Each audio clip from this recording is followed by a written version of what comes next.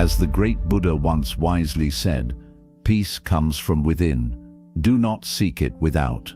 When sadness weighs heavily on your heart and loneliness seems to echo through every corner of your mind, it is easy to believe that peace will only return when something outside changes, when someone arrives, when circumstances improve, when the pain disappears. But Buddhism teaches a deeper truth, that peace is not waiting for you in the world beyond. It is already within you, hidden beneath the noise of your suffering. The moments when you feel most broken are not a sign of weakness.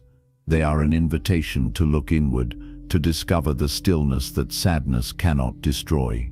Today we will explore 12 Buddhist ways to calm the mind when you are sad or lonely, practices that turn silence into strength, solitude into wisdom, and sorrow into peace. 1. Observe the breath. Observe the moment. The very first and most gentle way to calm the mind is to return to your breath. Breathing is something so simple and constant that we often forget its power, yet it is the rhythm of life itself. From the moment you were born until your final day, the breath is always with you, carrying you through every experience. When sadness takes over, the mind often becomes restless and scattered. It jumps backward into the past, replaying regrets and painful memories, or it leaps forward into the future, creating fears and anxieties about what might happen. This endless movement of thought makes sadness feel heavier, almost unbearable. But the breath is different. It does not belong to the past or the future. It only exists here, right now, in this very moment. By sitting quietly and turning your full attention to the inhale and the exhale, you call your awareness back home to the present. As you breathe in, notice the cool air entering your body, filling your lungs, and giving you life. As you breathe out, notice the warmth leaving, as if you are releasing not only air but also tension and heaviness. With every inhale, remind yourself that this is a new moment, untouched by yesterday's pain and free from tomorrow's worry. With every exhale, let go of even a small piece of the burden you are carrying, as if each out-breath is carrying away a little of your sadness. Over time, this simple practice softens the intensity of your emotions. The breath is like a friend who is always near, patiently waiting for you to notice. You do not need special tools. You do not need to go anywhere. Your breath is available at any time, wherever you are. In Buddhism, the breath is seen as an anchor that steadies the boat of the mind when the waters of life become rough. By returning to it again and again, you discover that even in the middle of sorrow, there is a calm space within you. When practiced daily, this observation of the breath slowly trains the mind to stay present. And when the mind is present, sadness can no longer completely control you, because presence is stronger than despair. 2. Accept your feelings without judgment. One of the greatest sources of suffering is not the sadness itself, but the way we fight against it. When we feel lonely or heavy-hearted, the first reaction is often resistance. We tell ourselves we should not feel this way, that something is wrong with us, or that we must get rid of the emotion immediately. This inner struggle adds another layer of pain on top of what we are already experiencing. Buddhism teaches us that freedom begins not by pushing emotions away, but by accepting them with gentle awareness. To accept your feelings means to sit quietly with them, as you would sit with a guest who has come to your home. You do not slam the door in their face, nor do you let them rule over you. Instead, you allow them to enter, you acknowledge their presence, and you observe them without judgment. If sadness arises, simply say in your heart, "I feel sadness." If loneliness appears, whisper, "This is loneliness." By naming the feeling and giving it space, you break its grip over you. It is no longer something hidden and frightening. It becomes something observed and understood. This practice transforms your relationship with emotions. Instead of drowning in them, You begin to see them as waves on the surface of a vast ocean. The waves may be strong, but they do not define the ocean itself. In the same way, sadness is only a passing state. It does not define who you are. You are the one who observes it, not the sadness itself. When you stop judging your emotions as good or bad, right or wrong, you create space in which the heaviness begins to loosen. Acceptance does not mean that you enjoy the pain or that you resign yourself to it forever. It simply means you stop resisting what is already here. Resistance feeds suffering, while acceptance softens it. Imagine holding a tightly closed fist. You feel tension, strain, and discomfort, but when you open your hand, the tension disappears. In the same way, when you stop clenching against your feelings, your heart begins to relax. Over time, you will discover that sadness, when accepted, loses its sharp edge and becomes something you can sit with peacefully, knowing it will eventually pass. 3. Practice loving kindness toward yourself. When sadness or loneliness enters the heart, it often brings with it a cruel inner voice that whispers words of self-criticism. You may find yourself thinking, "I am not good enough. I am not worthy of love. Nobody cares about me." These harsh judgments add pain to pain, turning sadness into suffering. Buddhism teaches that one of the most powerful ways to heal this inner wound is through the practice of loving kindness, also known as metta. This practice is like learning to treat yourself with the same gentleness and care you would give to a close friend who is struggling. To begin, sit in a quiet place and place your hands softly on your chest. Close your eyes and breathe deeply.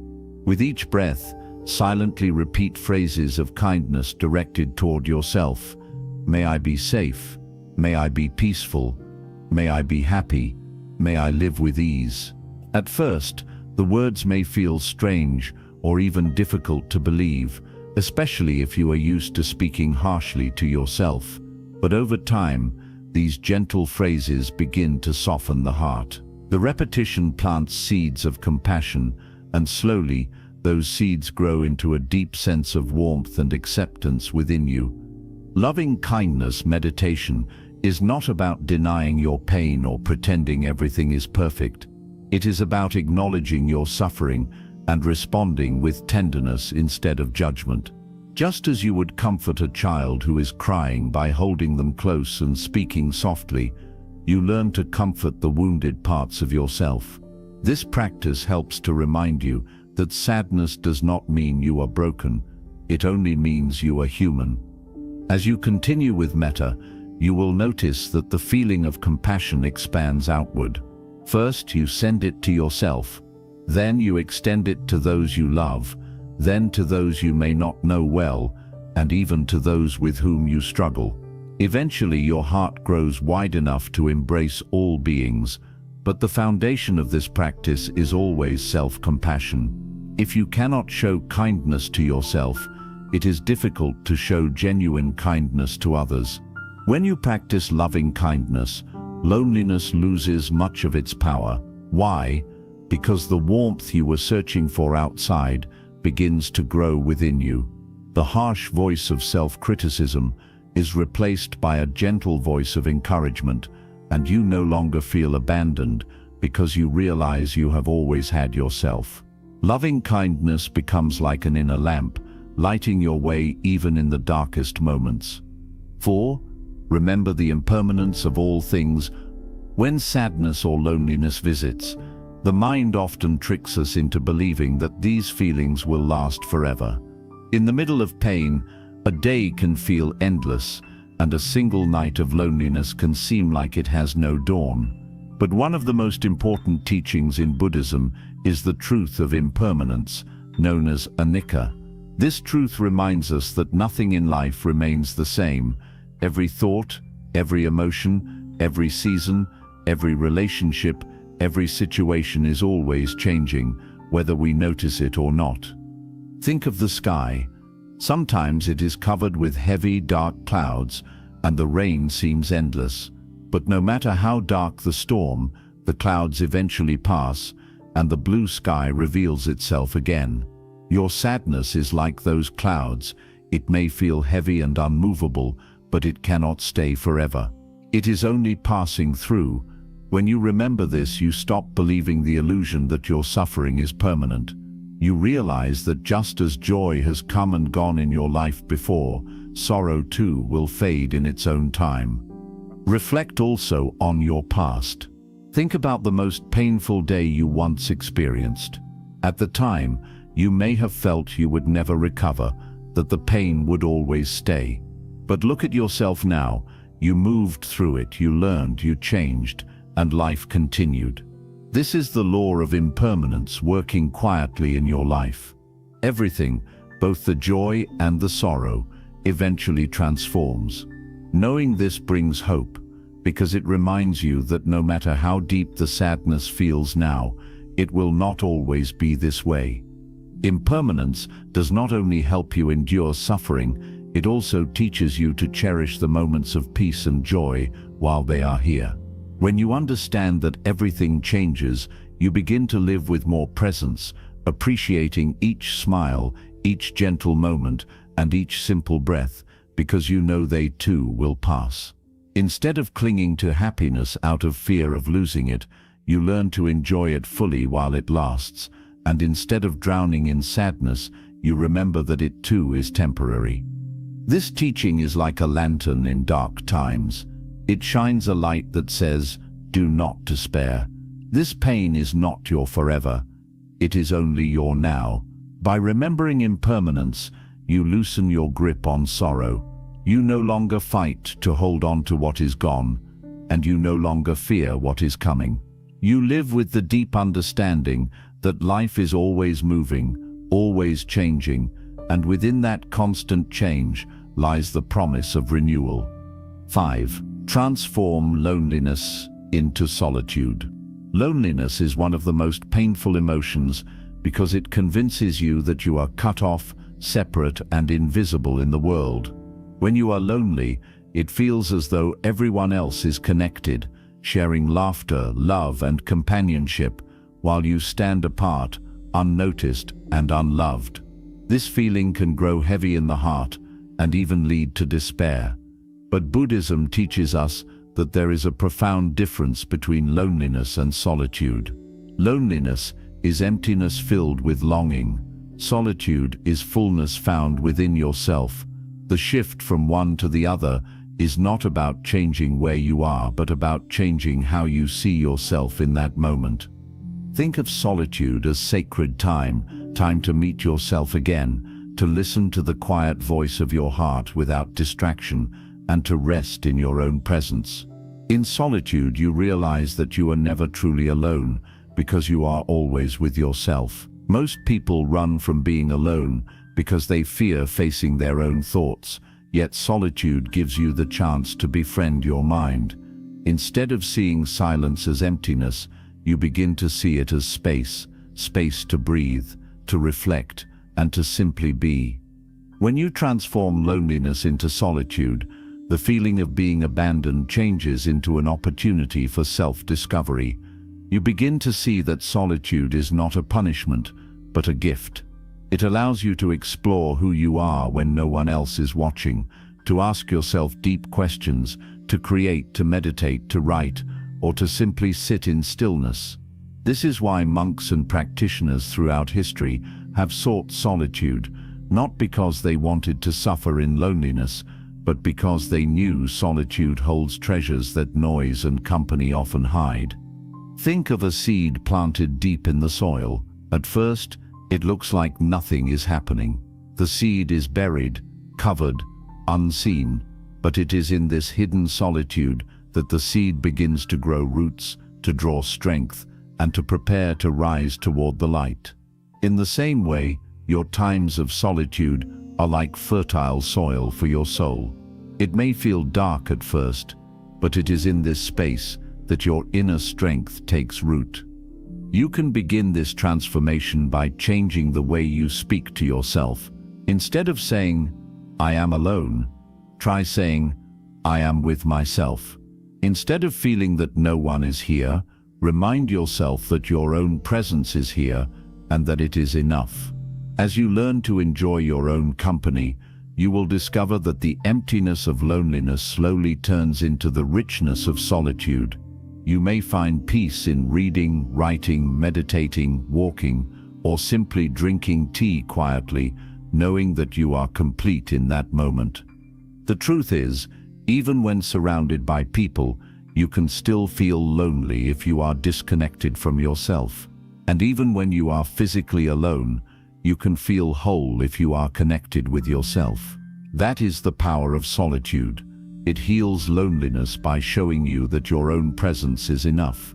In this way, solitude becomes not something to escape, but something to embrace, a sacred time that strengthens your heart and prepares you to connect with others from a place of fullness rather than need. 6. Connect with nature. Sips calmness. When sadness and loneliness weigh on your heart, it is easy to feel as if you are trapped inside a cage of your own thoughts.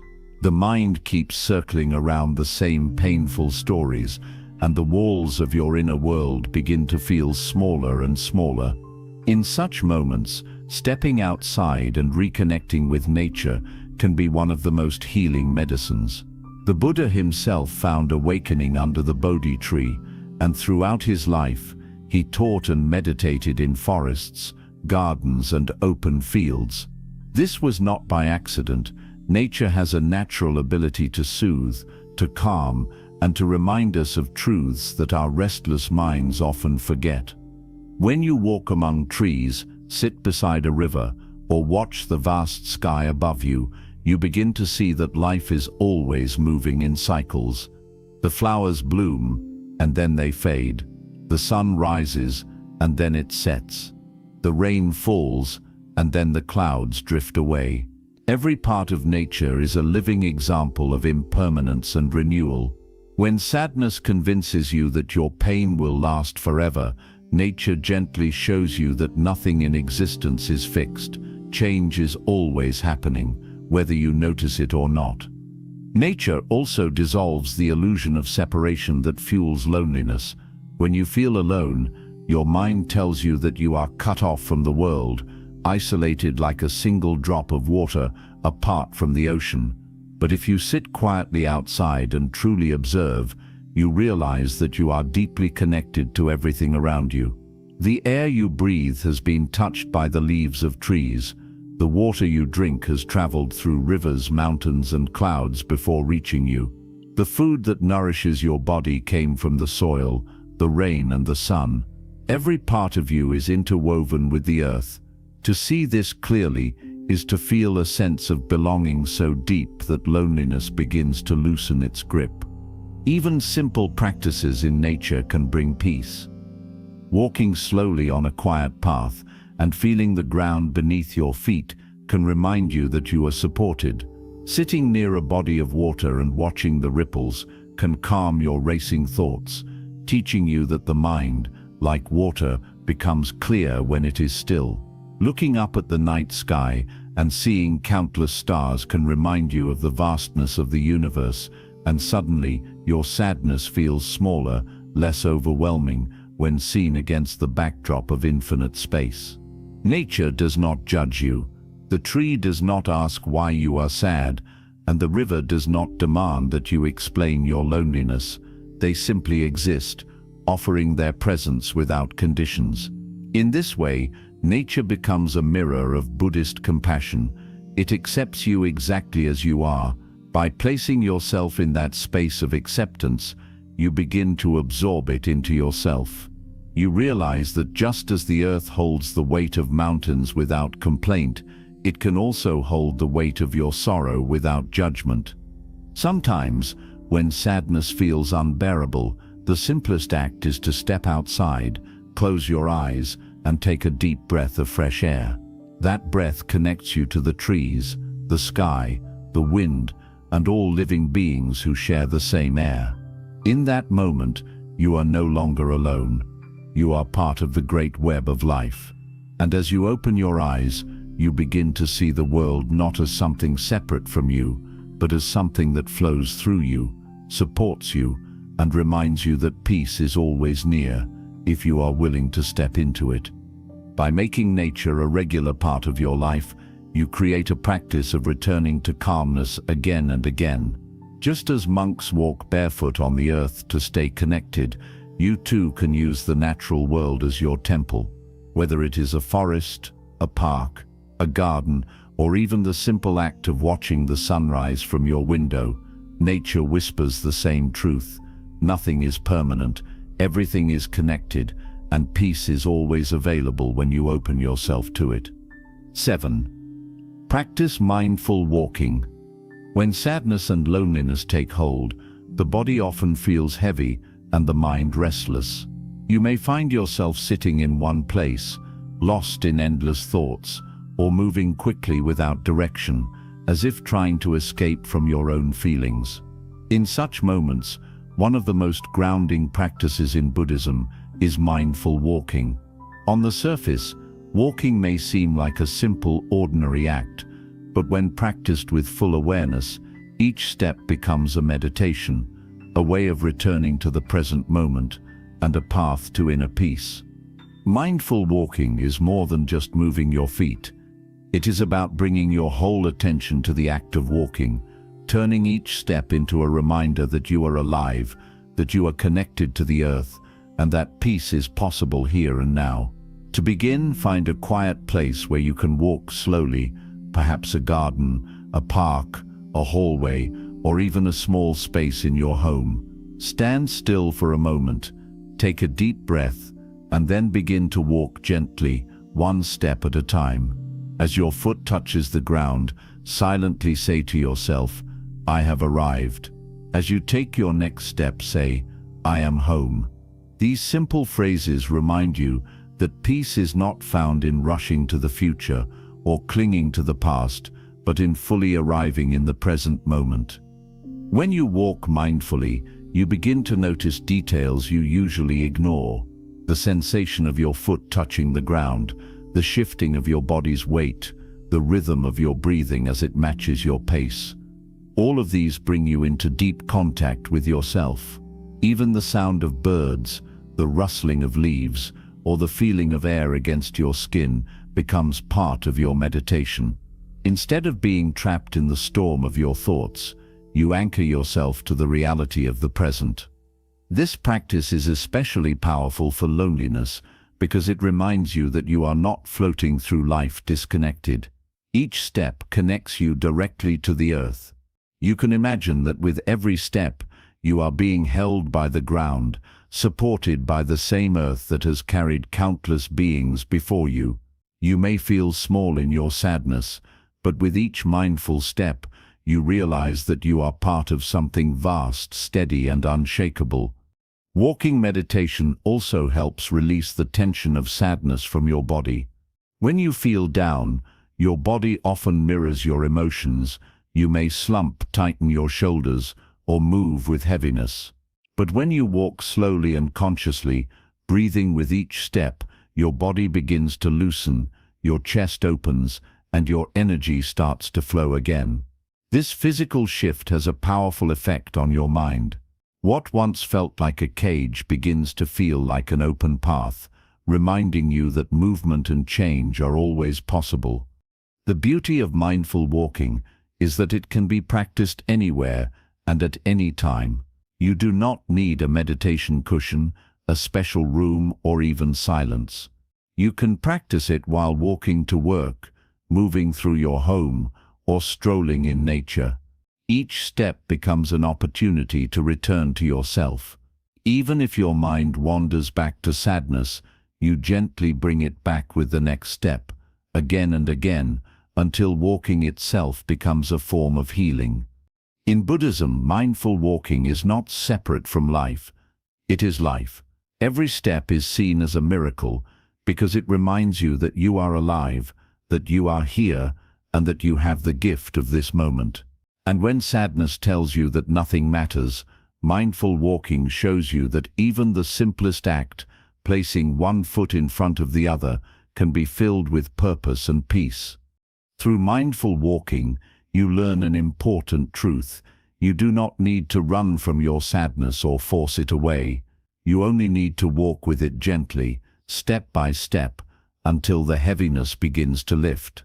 In this way, every step becomes an act of freedom, an act of peace, and a reminder that even in times of loneliness, you are never truly alone, because the earth itself is always walking with you. 8. Let go of the stories in your mind. One of the greatest causes of human suffering is not the actual pain we experience, but the endless stories we create around it. When sadness and loneliness appear, the mind does not stop at the raw feeling. It begins to build an entire narrative. It says, "I am always alone. Nobody understands me.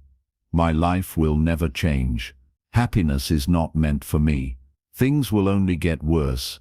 These thoughts seem convincing because they repeat over and over, weaving themselves into a pattern that feels like truth. But in reality, they are only stories, illusions created by the mind in its attempt to make sense of discomfort. Buddhism teaches us to see the mind for what it truly is, a storyteller. The mind is constantly weaving together fragments of memory, imagination, fear, and desire, producing a stream of thoughts that feels real but is not always grounded in truth. When you are sad, the mind clings to painful memories and exaggerates them, making them appear larger than life. When you are lonely, it projects an endless future of emptiness, convincing you that things will never improve. Yet if you look deeply, you will notice that these are not realities but mental constructions, like clouds passing through the sky. They appear solid from a distance, but when you try to grasp them, they dissolve. The problem is not that thoughts arise. That is natural. The problem comes when we believe them without question. When the mind whispers, "You are unloved," and you accept it as absolute truth, it becomes a prison.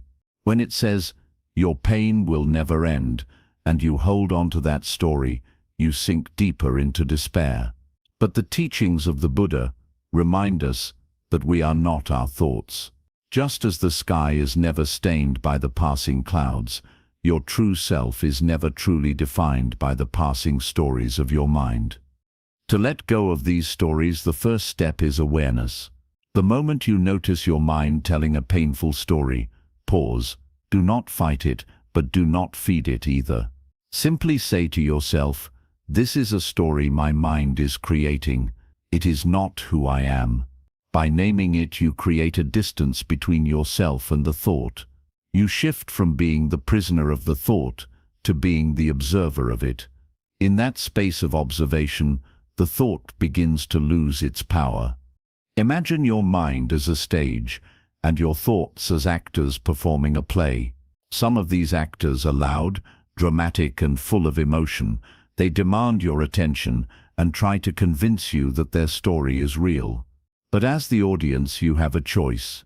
You can get lost in the drama, crying and suffering along with the actors, or you can simply sit back and watch, knowing that it is only a performance.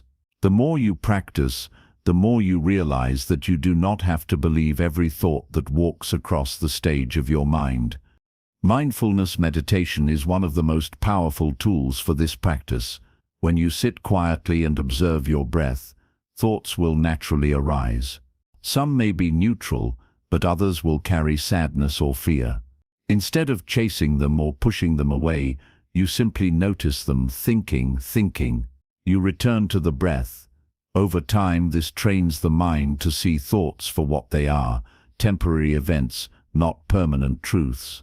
Just like waves that rise and fall in the ocean, thoughts arise and disappear in the mind. You are not the wave, you are the ocean. Another way to release these stories is to test them gently.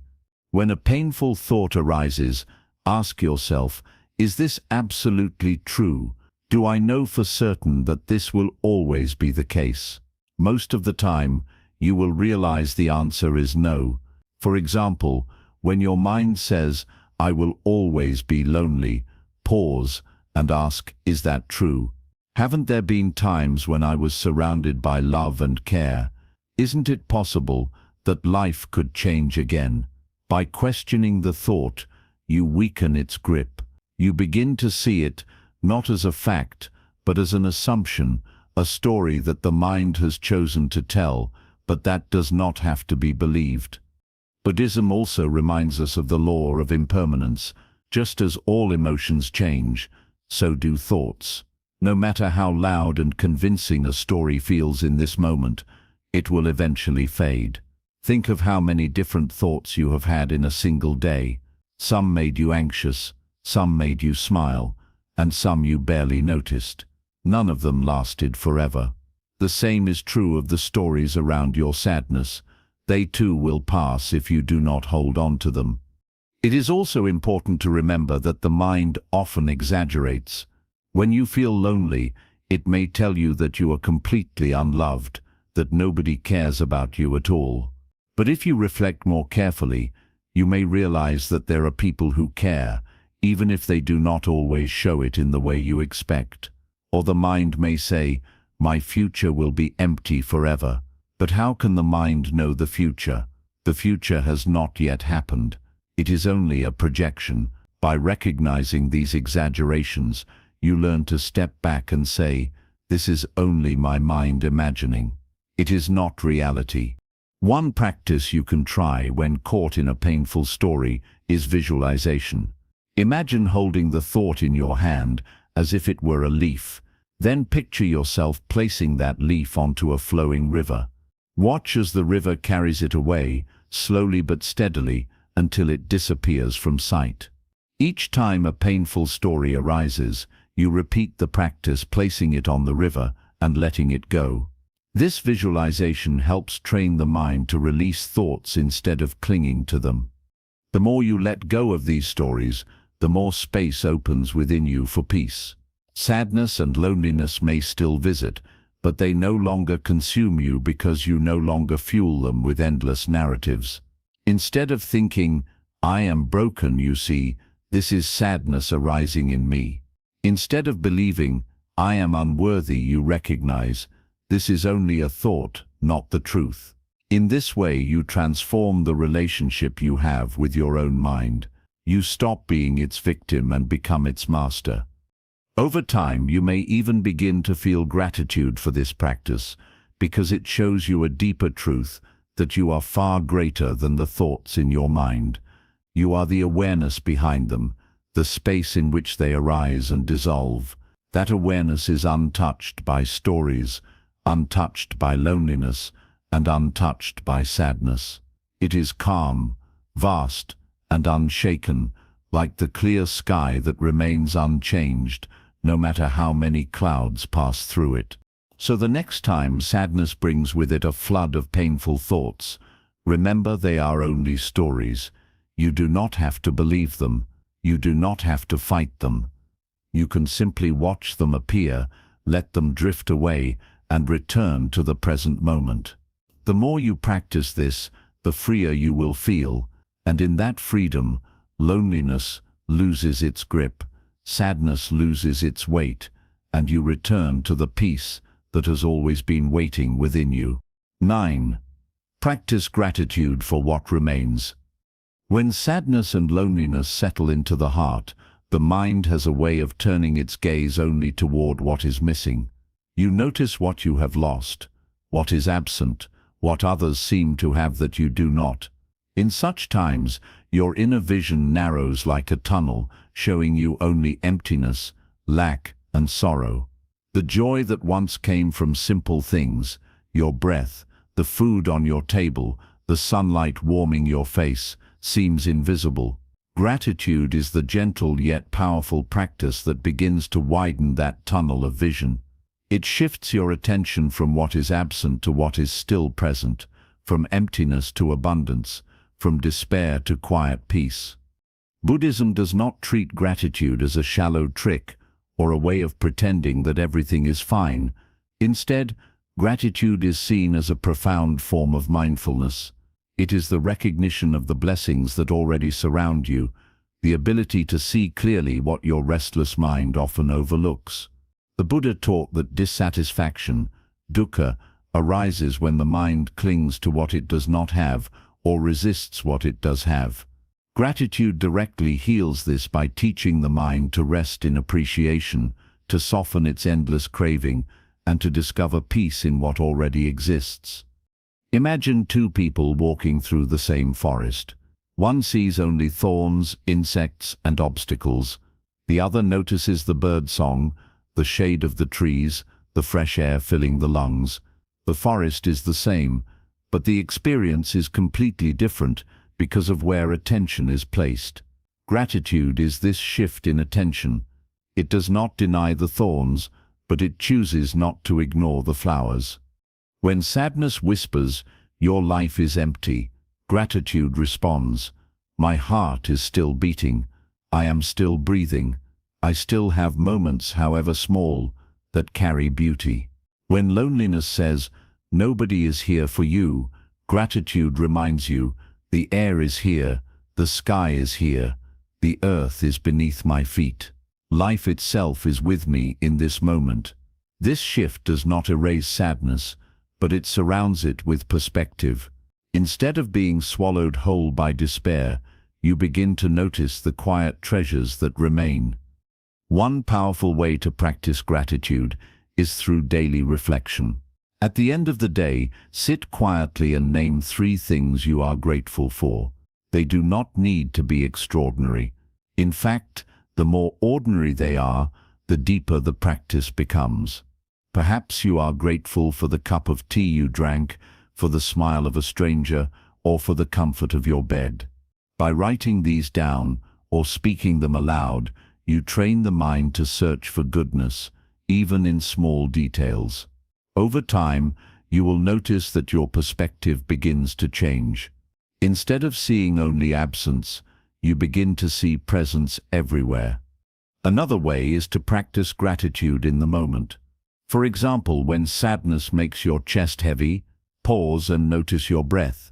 Whisper to yourself, "Thank you for this breath." When you eat, take a moment before the first bite to reflect on the countless hands that made this meal possible, the farmers who grew the food, the rain and sun that nourished the soil, the people who transported it, and the hands that cooked it. Gratitude transforms a simple meal into a sacred connection with the entire universe. Suddenly, even loneliness feels less sharp because you realize that you are supported by countless invisible threads of interconnection. Gratitude is also a teacher of impermanence. When you practice it, you realize that everything you enjoy, your health, your loved ones, your possessions, is temporary. At first, this may sound sad, but in reality it deepens your appreciation. You begin to cherish what you have while it is here, instead of ignoring it or taking it for granted. The cup of tea becomes more precious because you know it will soon be gone. The smile of a loved one shines brighter because you know it is fleeting. Gratitude teaches you to hold life gently, to savor it in its passing, instead of constantly chasing after what is not here. In Buddhism, gratitude is not limited to what is pleasant. It also includes appreciation for difficulties, because challenges are often the greatest teachers. When you reflect on a painful experience, you may find that it shaped you, gave you strength, or opened your heart in ways comfort never could.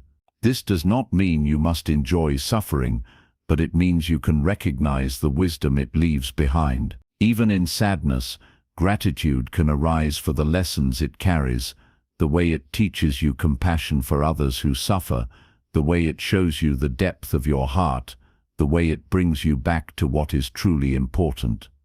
Consider this: when you are lonely, you feel the ache of absence so strongly that it may consume your whole being. But loneliness itself can awaken gratitude for connection when it returns. Without knowing the pain of being alone, we might not fully appreciate the gift of togetherness. Gratitude allows you to see loneliness not only as an enemy, but also as a reminder of how deeply you value love and companionship. It turns even sorrow into a teacher. The practice of gratitude also loosens the grip of comparison. Much of sadness and loneliness comes from looking at others and thinking, "They have more than me. They are happier. They are loved while I am forgotten. But gratitude shifts the focus from what others have to what you have. It reminds you that your path is unique, that your blessings are different but no less meaningful. When you count your gifts, comparison fades and peace quietly enters. Even scientific studies today confirm what Buddhism has taught for centuries, that gratitude rewires the brain, calming the nervous system, reducing depression, and strengthening resilience. When you practice gratitude, your body releases chemicals that lift your mood, your heart rate steadies, and your mind feels lighter. But beyond science, gratitude carries a spiritual truth. It connects you to the flow of life itself. When you say thank you, you align yourself with abundance instead of lack, with connection instead of separation. If your sadness feels too heavy to find gratitude for big things, begin small. Be grateful for the breath that carries you from moment to moment. Be grateful for the ground holding you up. Be grateful for the light that reaches your eyes each morning. As you practice, gratitude grows stronger, like a muscle.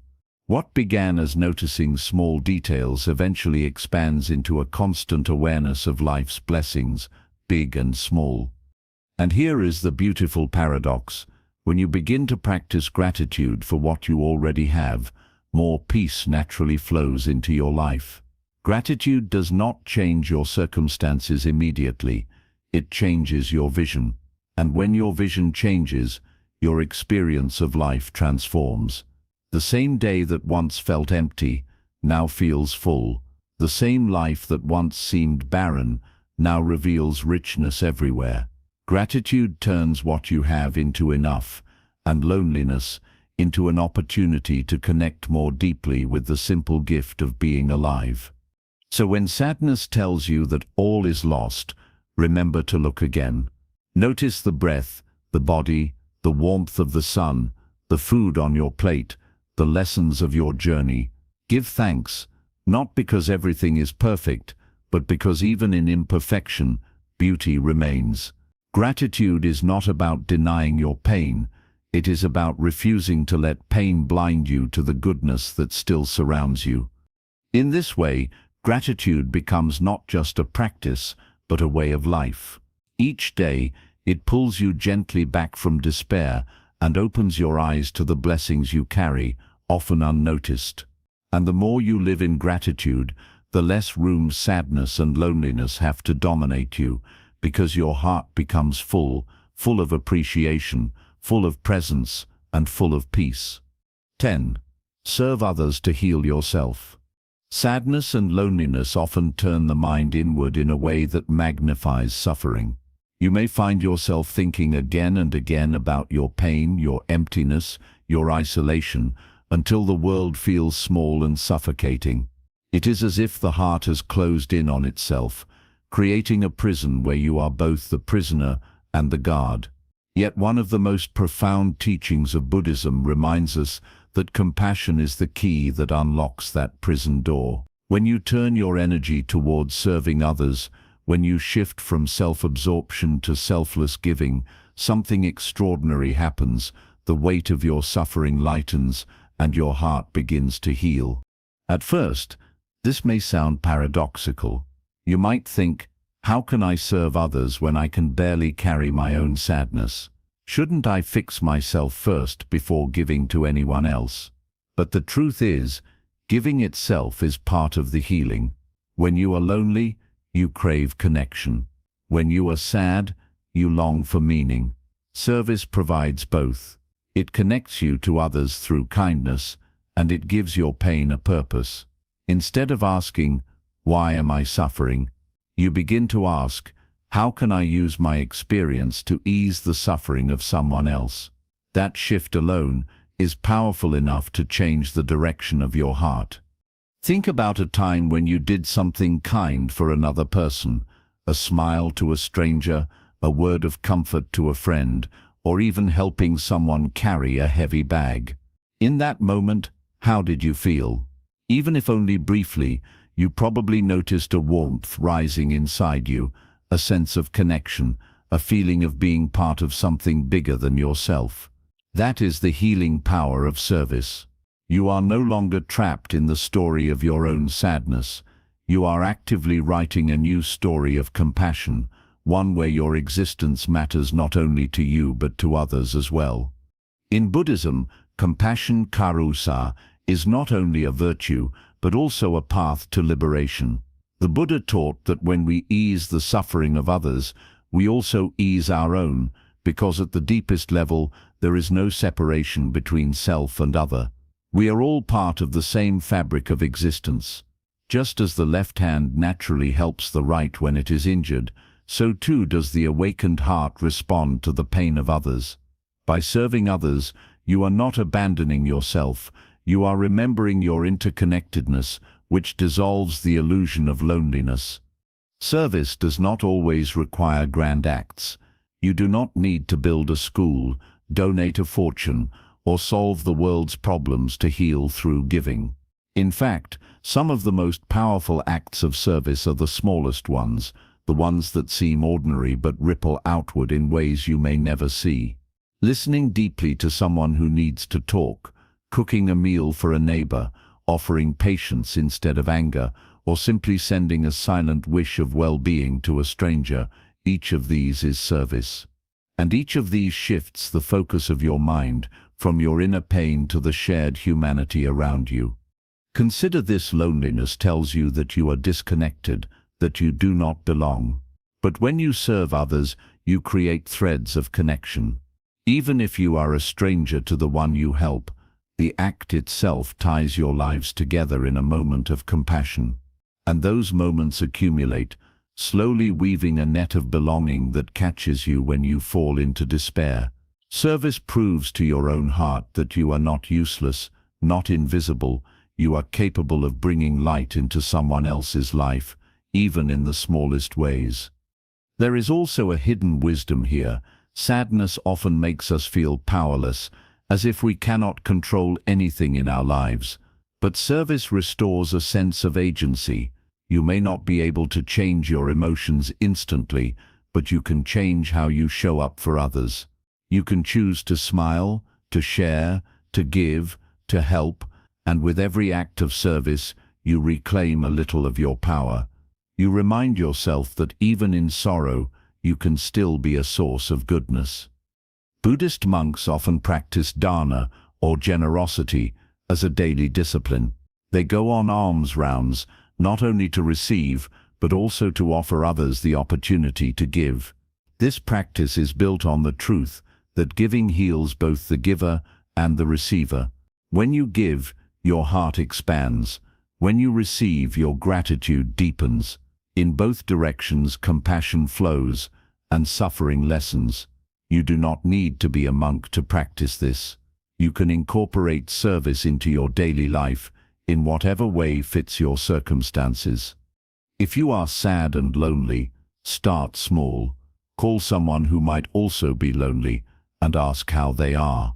Volunteer a little of your time at a local shelter, community center, or even online spaces where people seek support. Offer to water someone's plants, to babysit for a tired parent, or to check in on an elderly neighbor. Each of these acts may seem minor, but to the one receiving them, they may mean everything, and to you they become moments of healing. There is also a subtle but profound effect of service. It helps you see your own suffering in perspective. When you listen to the struggles of others, you realize you are not alone in your pain. Everyone carries burdens. This recognition is not meant to dismiss your sadness, but to place it within the greater truth of human life. You begin to see that suffering is universal, and this shared reality connects you deeply to others. Suddenly, your loneliness feels less like isolation and more like a doorway into compassion. Furthermore, service teaches humility and gratitude. When you serve someone, you often discover that even in your sadness, you have something to give: your time, your presence, your attention. This realization itself is healing, because sadness often convinces you that you have nothing left, that you are empty. Service proves otherwise. It shows you that your heart still has something to offer, that your existence still matters. And as you give, you may find yourself receiving unexpected blessings in return. A smile, a word of thanks, or even a new friendship. Another aspect of service is that it creates meaning out of pain. Many people who have suffered deeply find that their healing begins when they use their experiences to help others. A person who has walked through grief may comfort someone else who is grieving. A person who has struggled with loneliness may create spaces where others feel less alone. In this way, your suffering is not wasted. It becomes fuel for compassion, wisdom, and service. What once felt like a curse transforms into a gift that allows you to ease the burdens of others. From a Buddhist perspective, serving others is not just about kindness, it is about dissolving the illusion of the self. When you act with compassion, you stop clinging to the idea that your pain is separate, unique, or isolating. You begin to see that your well-being and the well-being of others are intertwined. As Thich Nhat Hanh once said, "The moment you open your heart to others, you open your heart to yourself." So when sadness and loneliness tell you to turn inward, to close the doors of your heart, choose instead to open them. Step outside of your own suffering, even for a moment, and ask, "How can I serve today?" The answer may be as small as offering a kind word, or as large as dedicating your time to a cause. What matters is not the scale of the act, but the intention behind it. The intention to relieve suffering, to bring light where there is darkness. And here lies the beautiful truth. The more you serve others, the more you heal yourself. Compassion becomes a mirror. The kindness you give reflects back into your own heart, filling the emptiness of loneliness with connection, softening the sharp edges of sadness with purpose.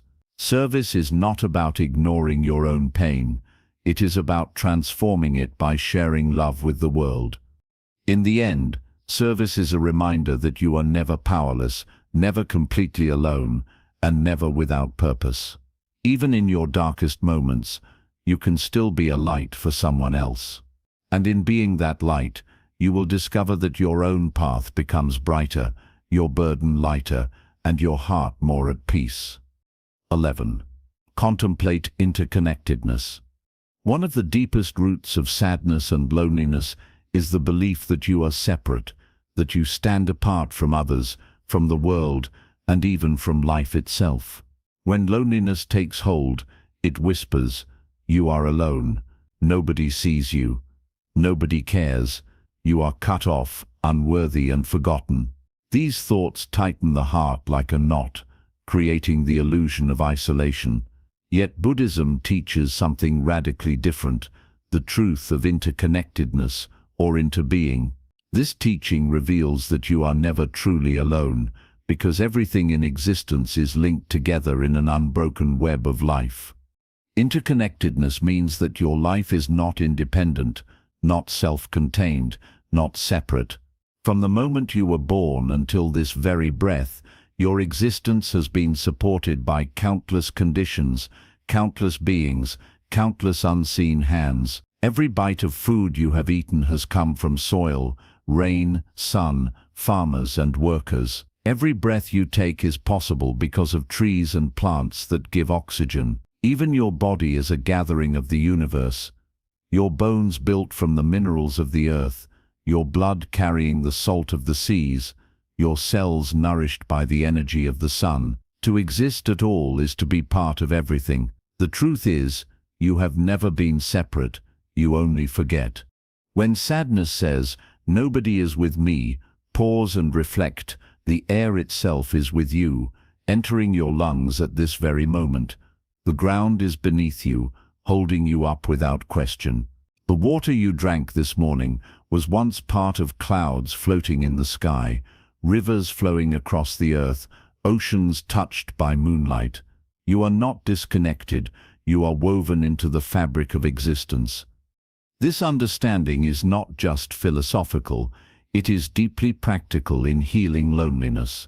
Because loneliness thrives on the illusion of separation. When you deeply contemplate interconnection, loneliness begins to dissolve. You realize you belong not only to your family or community, but to the earth, the sky, the stars, and the entire universe. You are a child of life itself, supported in every moment by countless causes and conditions. Thich Nhat Hanh, a great Buddhist teacher, often used the image of a piece of paper to explain interbeing. If you look at the paper, you might see only a sheet, but if you look deeply, you see the sunshine, because without the sun, the tree could not grow. You see the rain, because without the rain, the tree could not live. You see the logger, the factory, the workers, the teacher who taught you to read, and the parents who gave birth to you. In one piece of paper, the entire universe is present. In the same way, when you look at yourself deeply, you see that you too contain the universe. Your being is not separate, but a gathering of everything. Contemplating interconnectedness also shifts how you see suffering. When you feel lonely, you may think your pain is unique, that nobody else could understand it, but interbeing teaches that suffering too is shared. Every human being knows loss, longing, fear, and sadness. When you suffer, you are not alone in your experience. You are connected to countless others who also walk through pain. This awareness can soften the edge of loneliness. Instead of asking, "Why me?" you realize, this is part of the human journey, and I am walking it with others. Compassion naturally grows from this realization, because when you see your pain reflected in others, your heart opens to theirs, and connection arises. This practice of contemplating interconnectedness can be done anywhere. Sit quietly and reflect on one simple thing in front of you: a glass of water, a piece of fruit, even your own hand. Ask yourself, what conditions made this possible? When you hold a piece of fruit, you can see the seed, the soil, the rain, the sun, the farmer, the transport, the store, and finally your own hands holding it. The fruit is not just a fruit, it is the earth, the sky, and the labor of countless beings. In this way you train your mind to see the invisible threads that connect everything. Interconnectedness also teaches humility. You realize that your life is not built by you alone. Without the love, labor, and sacrifices of others, both known and unknown, you would not survive a single day. This understanding can transform loneliness into gratitude. You are never truly unsupported, because even in your darkest hour, the earth continues to turn, the sun continues to shine, the rain continues to fall, and life continues to nourish you. There is another layer to this teaching that is deeply liberating. Just as you are connected to all that supports you, you are also connected to all that suffers. This might sound heavy, but it is actually a doorway to compassion. When you contemplate the interconnectedness of suffering, you realize that your loneliness links you to millions of others feeling the same. You are not an isolated island of sadness. You are part of a great ocean of human experience. And just as your suffering is connected to others, your healing, your kindness, and your compassion ripple outward, touching lives you may never meet.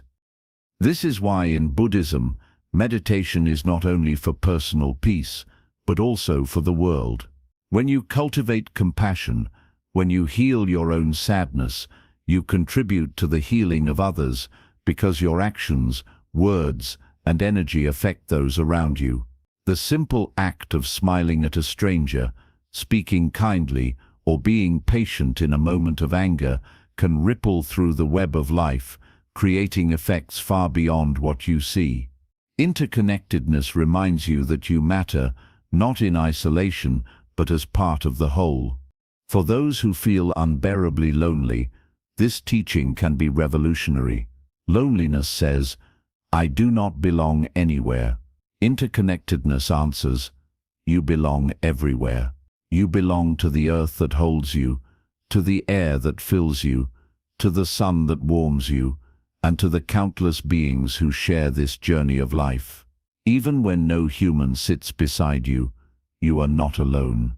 The birds outside your window, the stars in the night sky, the trees that breathe with you, they are companions in existence.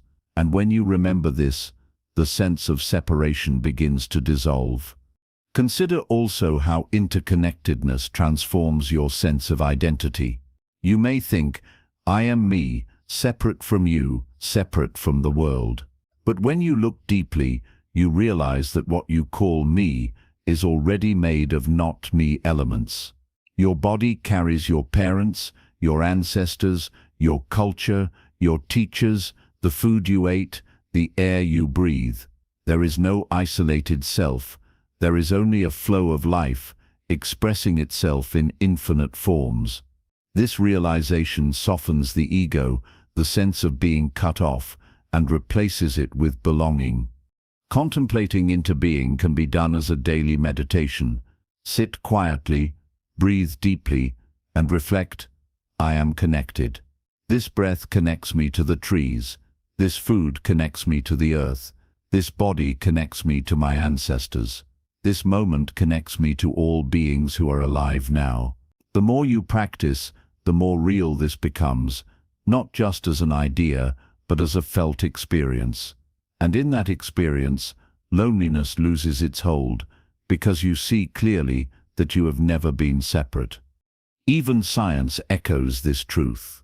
Modern physics tells us that everything is energy, constantly interacting, constantly influencing one another. Ecology shows us that every organism is part of a system, depending on countless others for survival. Neuroscience shows us that humans are wired for connection, that compassion and cooperation are natural. What Buddhism has taught for centuries is now reflected in the discoveries of science, that life is a web, not a chain of separate pieces. The beauty of this truth is that it gives both comfort and responsibility. Comfort, because you realize you are never truly alone. Responsibility, because your actions, even small ones, affect the whole. When you speak kindly, you add to the harmony of the web. When you choose compassion, you strengthen the bonds of humanity. Your life is not insignificant. It is a thread in the great tapestry of existence. So the next time loneliness whispers its painful lies, pause and look deeply. Notice the breath filling your chest, the ground beneath your feet, the light entering your eyes. Reflect on the countless beings, human and non-human, who make your existence possible. Let gratitude rise for the invisible support you constantly receive, and then extend that awareness outward, remembering that just as you are supported, you too can support others. To contemplate interconnectedness is to heal the wound of separation at the root of loneliness. It is to remember that you are not a single drop lost in the vastness, you are part of the vastness itself. And when you know this, a deep peace enters. You no longer fear being alone, because you see clearly that you never truly were. You are life itself, connected to all things, supported by all things, and belonging to all things. 12. Return to silence and stillness. There comes a point when words, thoughts, and even practices must give way to something deeper. Silence. Silence is often misunderstood. Many people see silence as emptiness, as nothingness, as a void to be feared. We live in a world filled with noise, music, conversations, television, notifications, endless chatter in the mind, so much so that silence feels uncomfortable, even threatening. Yet Buddhism teaches that silence is not empty. Silence is full. It is full of peace, full of presence, full of wisdom. And when sadness and loneliness overwhelm you, one of the most powerful medicines you can offer yourself is the gift of returning to silence and stillness. Why is silence so healing? Because silence reveals what noise conceals. The noise of your mind tells endless stories. I am alone. I am unworthy. Things will never change. The noise of the world demands your attention, pulling you in 1,000 directions, but silence cuts through all of this. In silence, you realize that behind the storm of thoughts, there is a vast space of awareness that is calm, steady, and unbroken. That space is your true self, untouched by loneliness, untouched by sadness. It has always been there, waiting for you beneath the surface of noise. Stillness is the natural state of the mind when it is not pulled by past regrets or future fears. Imagine a lake. When the wind blows, the surface is disturbed, rippling with waves. But when the wind ceases, the water returns to stillness, reflecting the sky perfectly. Your mind is the same. When stirred by thoughts, emotions, and restlessness, it feels chaotic. But when you return to stillness, it becomes clear, able to reflect truth as it really is. Sadness and loneliness may still appear, but they no longer distort your vision. You see them as passing clouds, not as the essence of your being. How do you return to silence and stillness? The first step is to stop running. Most of us run from silence because it feels uncomfortable. When you are sad, you may fill the space with distractions, scrolling endlessly on your phone, filling every moment with noise, surrounding yourself with constant activity, because silence forces you to face what you feel. Yet the irony is that healing comes not from running, but from sitting still with yourself. To sit quietly in silence is to say, I am willing to be with myself exactly as I am. That is an act of courage and compassion. You can practice this by setting aside a few minutes each day to simply sit without doing anything. Close your eyes, breathe gently, and let yourself be. Thoughts will arise. Feelings may surface. Do not fight them, and do not follow them. Let them come and go, like waves rising and falling on the surface of the ocean. Beneath those waves, there is always stillness.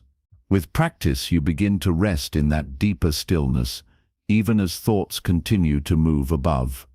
Silence is also about listening, not to words, but to life itself.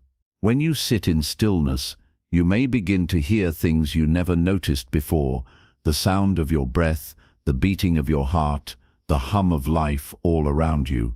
You realize that silence is not the absence of sound, it is the presence of awareness.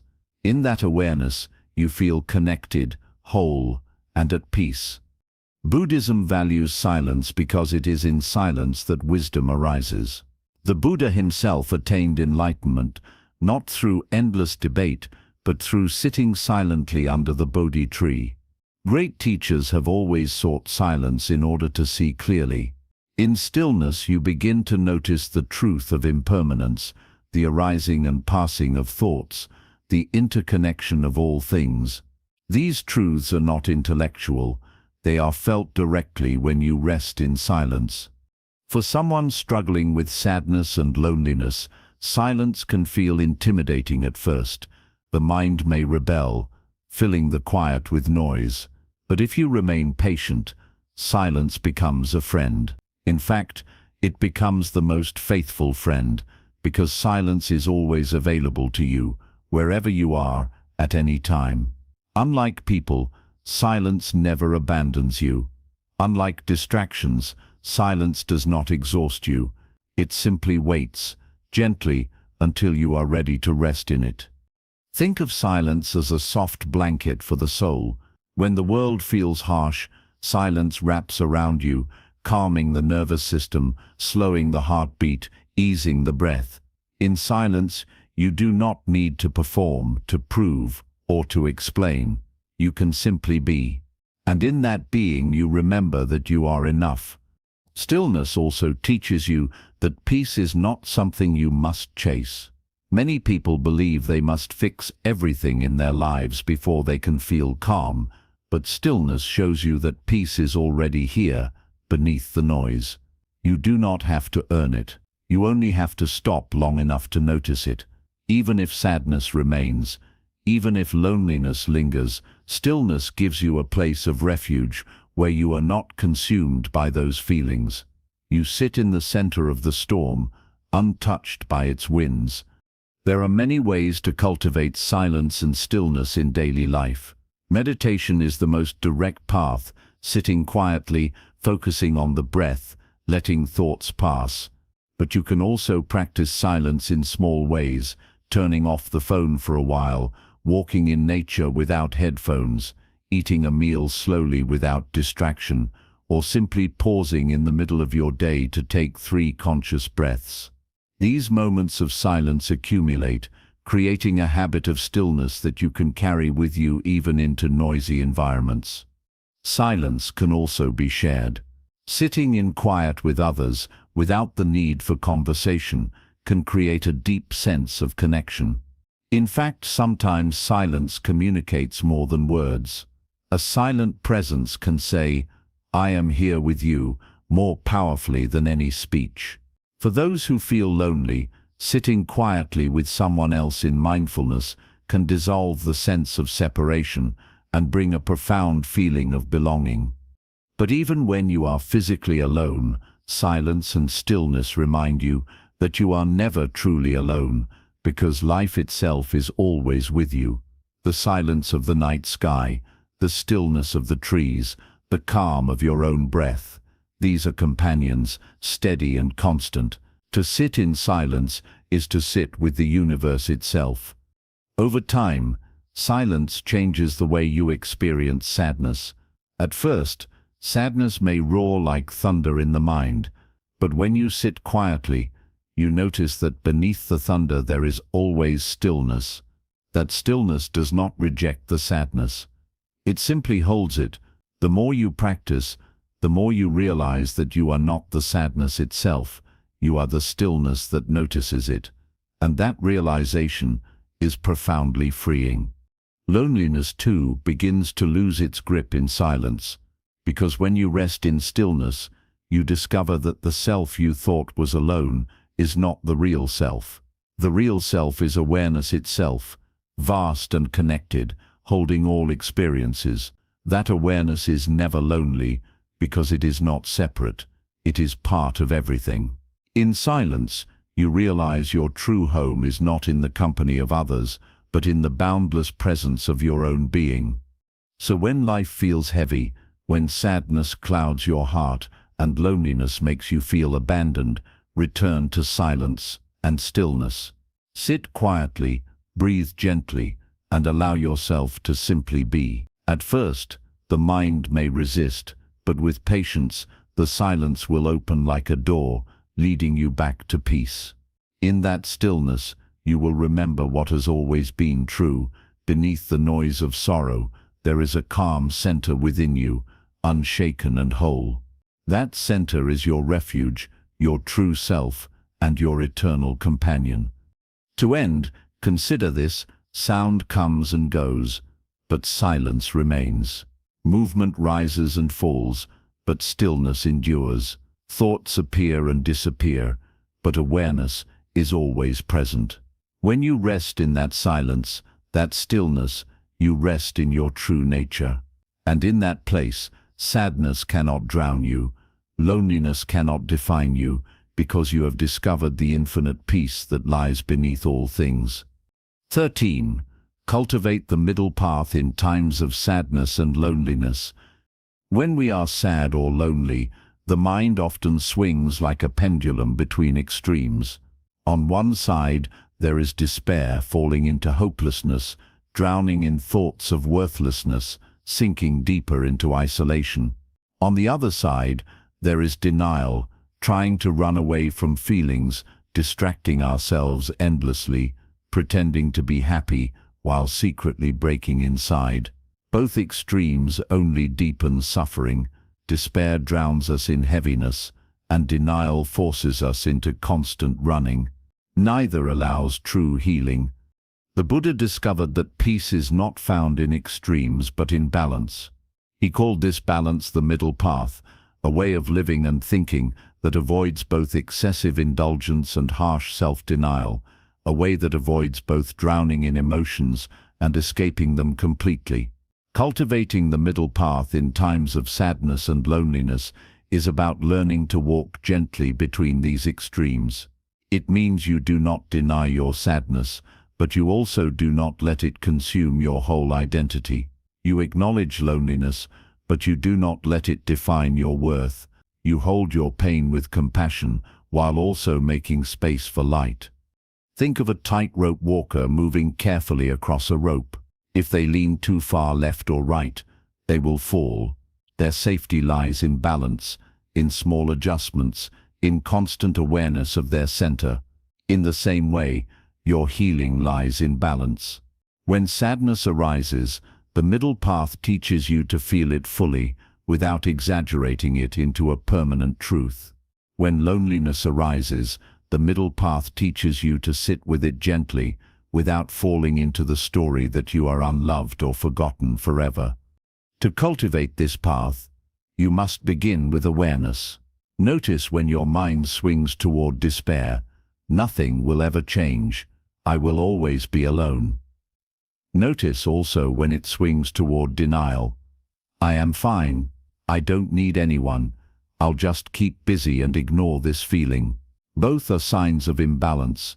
The middle path is not about forcing yourself into neutrality, but about returning to the center again and again. You breathe, you acknowledge the feeling, and you remind yourself, this too is part of life. I will not cling to it, and I will not run from it. I will walk with it. This balance also applies to how you treat yourself during difficult times.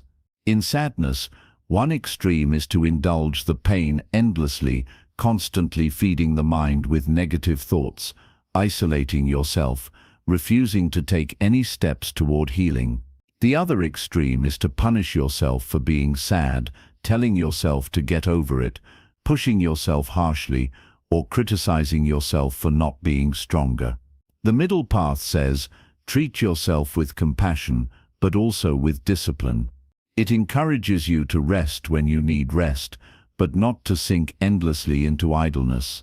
It invites you to acknowledge your pain, but also to take gentle steps toward what nourishes you, walking in nature, practicing mindfulness, reaching out for connection, showing kindness to others. In Buddhism, the middle path is also the path of moderation. When lonely, you may feel tempted to fill every space with distractions, endless social media, constant noise, or shallow relationships that only deepen the emptiness afterward. Or you may withdraw completely, refusing all connection, shutting yourself away. The middle path reminds you that healing lies between these extremes. You do not need to isolate completely, nor do you need to drown yourself in endless activity. Instead, you create a rhythm, a balance of solitude and connection, silence and conversation, rest and activity. This rhythm becomes medicine because it prevents the mind from falling into imbalance. Cultivating the middle path also means seeing sadness and loneliness in their true proportion. The mind often exaggerates pain, making it feel larger than life. But if you step back, you notice that while sadness is present, so too are many other things: your breath, your body, your environment, your blessings. The middle path helps you hold pain without letting it erase everything else. It teaches you to say, yes, sadness is here, but joy is also possible. Yes, loneliness is here, but connection is also possible. This balanced view prevents you from drowning in hopelessness while still honoring your truth. You can practice this balance through meditation. Sit quietly, breathe, and observe your feelings without judgment. Notice when the mind swings toward despair, perhaps replaying painful memories or imagining a dark future. Gently bring it back to the breath. Notice when the mind swings toward denial, perhaps wanting to escape into distraction. Gently bring it back again. Each time you return, you strengthen the ability to walk in balance. The meditation itself becomes a rehearsal for the middle path. The mind wanders to extremes, and you return to center. Again and again, you practice balance until it becomes your natural way of living. The middle path is not just about handling emotions, it is also about how you live daily life. When you are sad, you may neglect your body, eating too little, eating too much, or sleeping excessively, or you may push your body too hard, trying to burn away the sadness. Both are extremes. The middle path says nourish your body with enough food, rest and movement, without falling into either neglect or obsession. In this way, balance heals both mind and body. Even in relationships, the middle path is wisdom. Loneliness may drive you to cling desperately to others, demanding constant attention, or it may push you to withdraw completely, fearing rejection. Both create suffering. The middle path says, open your heart to others gently, without clinging, and honor your solitude without fear. In this balance, relationships become healthier, built not on desperation, but on genuine connection. Perhaps the most powerful aspect of the middle path is that it helps you to see sadness and loneliness not as enemies, but as teachers. If you drown in despair, you become blind to the lesson. If you run away in denial, you miss it altogether. But if you walk in balance, you begin to see that sadness teaches you compassion, that loneliness teaches you self-connection, that both teach you impermanence. You begin to see them not as permanent curses, but as passing guides on the path of growth. Think of the strings of a musical instrument. If the strings are too tight, they snap. If they are too loose, they make no sound. Only when they are in balance do they create music. In the same way, your life must find balance to create harmony. Sadness and loneliness are like notes in your song. They do not need to be silenced completely. They need to be held in balance with other notes: gratitude, compassion, presence, joy. Together, they create the music of your journey. Over time, cultivating the middle path transforms how you face challenges. Instead of fearing sadness, you walk with it calmly. Instead of fighting loneliness, you sit with it without panic. You stop chasing extremes and begin to rest in balance. This balance does not mean you never feel pain again. It means pain no longer controls you. It becomes part of your experience, but not the whole of it. And this is the gift of the middle path. It gives you freedom. Freedom from drowning in despair. Freedom from running in denial. Freedom from the illusion that you are defined by your emotions. You discover that you are more than sadness, more than loneliness. You are the awareness walking the path, steady and balanced, able to hold both sorrow and joy with equal grace. So when life feels heavy, when your heart aches with loneliness, remember the middle path. Do not swing to extremes. Do not drown, and do not run. Walk gently, breathe deeply, and return to balance. In that balance, you will find peace, not by escaping sadness, not by denying loneliness, but by holding them both in the light of awareness. And in that holding, you will discover a truth deeper than both sadness and joy, the peace of the middle way, the quiet harmony of a heart that has learned to walk in balance. 14. Embrace the present moment as your true refuge. One of the greatest illusions that feeds sadness and loneliness is the tendency of the mind to live anywhere but here. When you are sad, the mind pulls you into the past, replaying old mistakes, lost opportunities, or painful memories. When you are lonely, the mind drags you into the future, painting endless pictures of what might go wrong, how long your suffering might last, or how bleak your path ahead may be. This endless wandering of thought makes sorrow heavier than it already is. You are not just feeling sadness, you are carrying the burden of yesterday and tomorrow on top of it. Buddhism teaches us that the true refuge, the one place where peace can always be found, is the present moment. The past has already ended, the future has not yet arrived. The only real living moment you have is now, and yet most of us abandon it, leaving our minds scattered in times that do not exist. To embrace the present moment is to return home, to release the weight of what you cannot change, and to open yourself fully to the life unfolding in front of you. This is not to say the present is always easy. Sometimes the present moment contains pain, emptiness, or difficulty. But here lies the secret: the present moment itself is never as heavy as the stories the mind adds to it. When you focus only on now, you realize you can bear it. It is only when you add yesterday's regrets and tomorrow's fears that the burden becomes unbearable.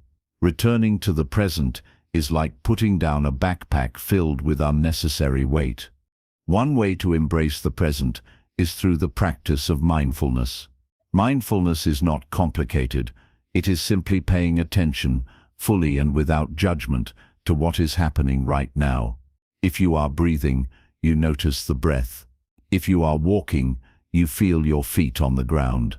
If you are drinking tea, you notice the warmth, the taste, the aroma. The more you anchor yourself to what is real now, the less grip sadness and loneliness have, because their power comes from dragging you away from the present. When you sit in mindfulness, you may begin to notice that the present moment, though simple, carries a richness you had overlooked. The sound of the birds outside, the feel of air moving against your skin, the quiet rising and falling of your chest, all of these are signs of life. Sadness says, life is empty. The present whispers, life is here. Loneliness says, I am cut off. The present reminds you, I am breathing, I am connected to the universe in this very breath. Embracing the present moment also teaches you to stop waiting for happiness to come later. Many people believe, when this changes, when I find love, when I succeed, when my sadness disappears, then I will be at peace. But the truth is that if you cannot find peace now, in this very moment, you will not find it in the future either. Peace is not hidden in some distant time. It is available here if you know how to touch it.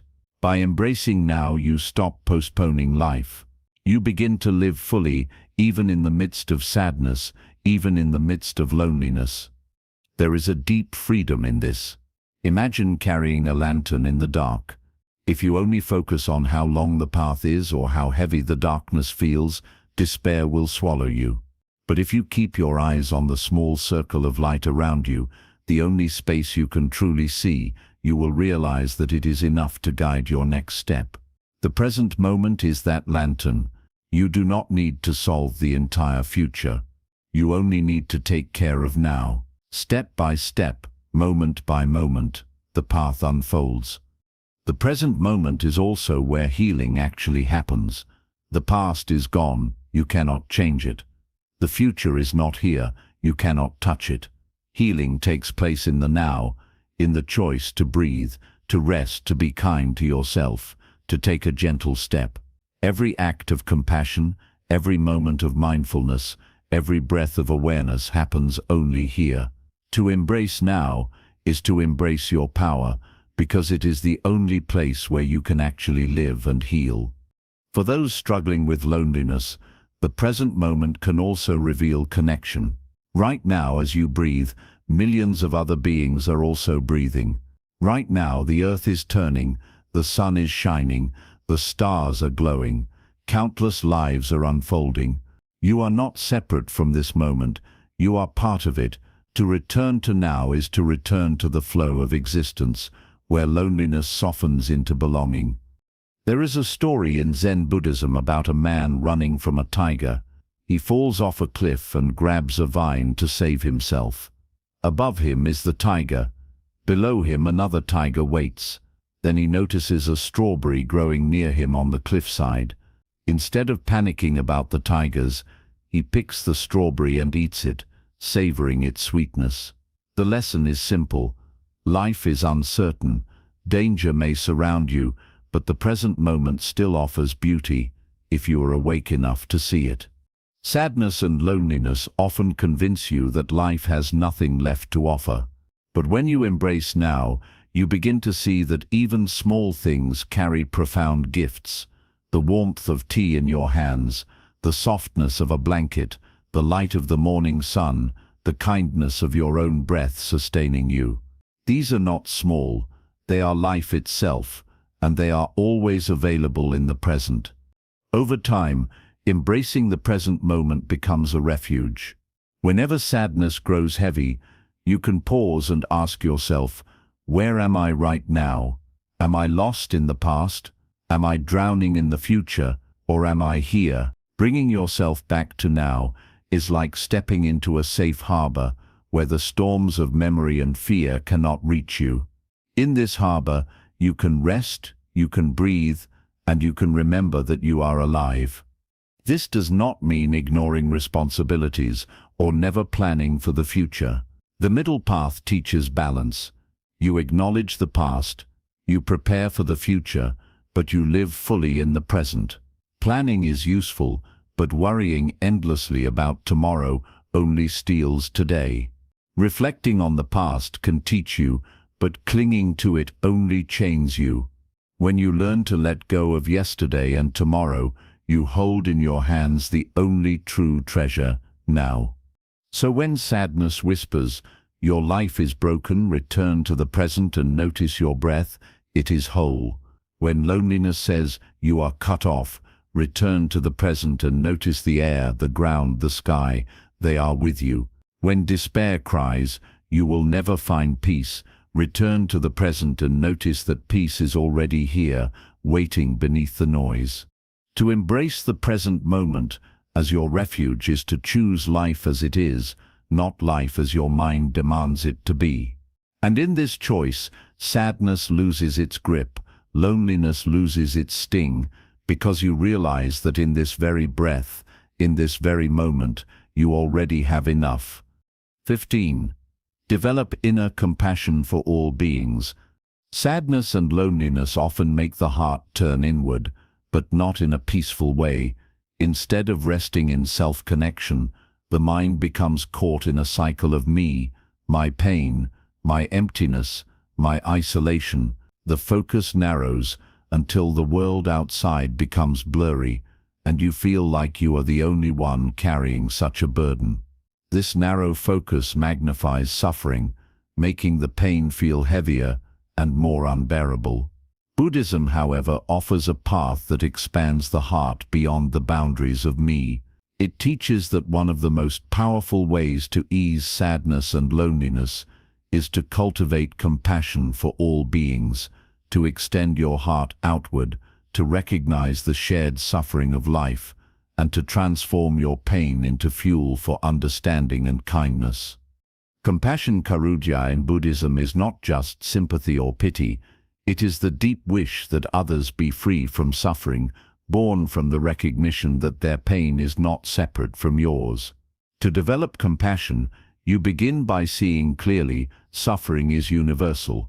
Every person you pass on the street, every face you see, carries their own invisible struggles. The wealthy, the poor, the young, the old, all are touched by loss, fear, illness, or grief.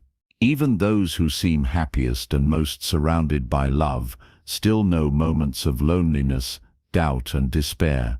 When you realize this, your loneliness becomes less isolating, because you understand you are walking a path that countless others also walk. The practice of compassion begins with the heart, and it expands outward. First, you acknowledge your own suffering with kindness. You place your hand on your chest and say softly, I am suffering. May I find peace. May I be free from this burden. This step is vital, because without compassion for yourself, your compassion for others will remain shallow. Self-compassion is not selfish. It is the foundation of all compassion. When you hold your own pain with gentleness, you learn how to hold the pain of others with the same tenderness. From there you expand. You begin to think of others who are suffering, friends who may be grieving, strangers you have never met, even those with whom you have conflict. You remind yourself, they too know loneliness. They too have cried at night. They too long to be understood. This reflection breaks the illusion of separation. Instead of seeing yourself as a single, isolated being drowning in sadness, You see yourself as part of a vast ocean of shared humanity. Each person is like a wave rising and falling, carrying their own sorrows. And in that shared experience, you find connection. One powerful practice for cultivating compassion is called Tonglen in Tibetan Buddhism, meaning sending and taking. In this meditation, you breathe in the suffering of others, not to be overwhelmed, but to acknowledge it, and then you breathe out compassion and peace. For example, as you inhale, you imagine taking in the loneliness of all beings who feel alone right now. As you exhale, you send them warmth, love, and peace. At first, this may feel symbolic, but over time, it changes the way you relate to suffering. Instead of shrinking from it, you embrace it, transform it, and release it as compassion. Compassion also has a practical dimension. It is not only a meditation but also an action. When you feel lonely, your instinct may be to withdraw, to close your heart. But if you consciously open your heart and seek ways to ease someone else's pain, even in small ways, you discover a strange truth. In healing others, you heal yourself. A kind word to a stranger, a gesture of patience, a silent wish of well-being for someone who is struggling, these small acts expand your heart. They create connection where there was isolation. And each time you serve another being, even quietly, you remind yourself that your existence carries meaning, that your presence matters. Compassion also transforms sadness into wisdom. When you experience deep pain, you gain the ability to understand others at a level that those untouched by suffering may never reach. Your loneliness teaches you what it feels like to long for connection, so you can recognize that same longing in another. Your sadness teaches you the weight of despair, so you can recognize that weight in the eyes of others. Instead of seeing your suffering as meaningless, compassion allows you to see it as training, preparing your heart to be a source of comfort for others. In this way, your pain becomes a gift, not only for you, but for the world. There is another profound layer to compassion. It dissolves the illusion of self versus other. When you extend compassion, you realize that the boundaries between you and others are not as solid as they seem. Their suffering touches you, and your kindness touches them. Your loneliness is not separate from theirs. It is part of a shared web of life. This realization brings a deep sense of belonging. You are not an isolated being floating in emptiness. You are part of the vast, interconnected flow of existence. Developing compassion also protects you from bitterness. Loneliness can sometimes harden the heart, making you resentful of others who seem happy or connected. Sadness can make you envious of those who appear free of suffering. But when you cultivate compassion, envy is replaced with understanding. Instead of resenting others, you wish them well. Instead of comparing your life, you recognize the hidden struggles they carry. Compassion softens the heart, keeping it open, tender, and capable of love, even in the midst of sorrow. Practicing compassion does not mean ignoring your own needs. It does not mean pouring yourself out until you are empty. True compassion is balanced. It includes yourself as much as it includes others. If you care for others while neglecting yourself, resentment will grow. If you care only for yourself while ignoring others, loneliness will deepen. Compassion walks the middle path, holding both self and others in equal light, wishing peace for all. You can bring this practice into daily life in many ways. When you see someone walking alone, silently wish them peace. When you notice someone struggling, offer patience instead of judgment. When you hear of suffering in the world, instead of turning away, pause for a moment and send compassion. Even if your action seems invisible, it changes you. Each act of compassion polishes the heart, like a mirror slowly being cleaned until its true brightness shines. Over time, developing compassion for all beings changes the way you experience your own sadness. You begin to see your loneliness not as a wall, but as a bridge, a bridge connecting you to the millions of others who feel the same. You realize that in your suffering, you are not separate but deeply connected.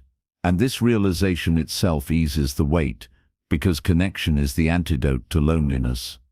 In Buddhist teachings, compassion and wisdom are said to be like the two wings of a bird. With only one wing, the bird cannot fly. Wisdom without compassion becomes cold, detached, and incomplete. Compassion without wisdom becomes blind, overwhelming, and exhausting. But together, they allow the heart to soar.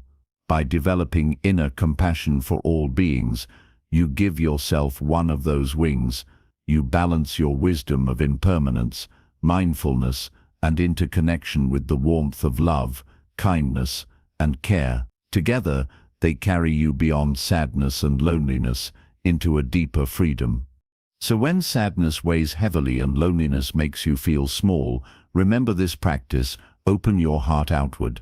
Begin with yourself, then extend it to others.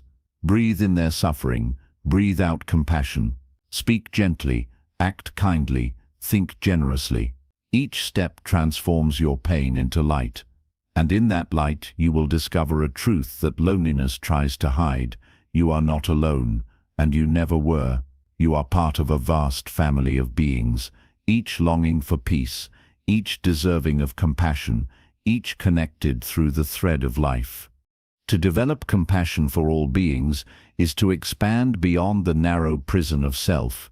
It is to dissolve loneliness by recognizing shared humanity. It is to transform sadness into tenderness, turning wounds into wisdom.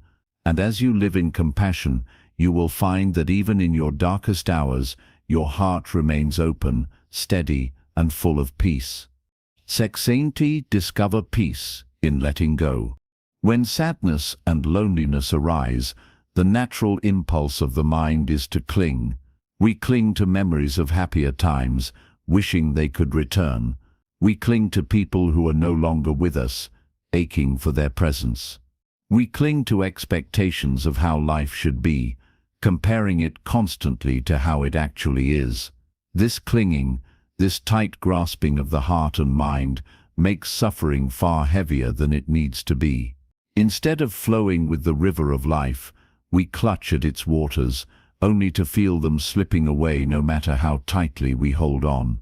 Buddhism teaches that one of the greatest sources of human suffering is attachment, and one of the greatest paths to peace is learning to let go. Letting go does not mean giving up on life or rejecting love. It does not mean becoming cold, empty, or indifferent. In fact, it is the opposite. Letting go means releasing the burden of control, loosening the grip of expectation, and allowing life to move as it naturally does. It means opening your hands so that both joy and sorrow can pass through without breaking you. When you let go, you stop fighting reality, and in that acceptance you find peace. Think about the times when sadness has overwhelmed you. Often the sadness is tied to something you are unwilling to release: a relationship that has ended, a dream that did not unfold, a version of yourself that no longer exists, a companionship you crave but do not have.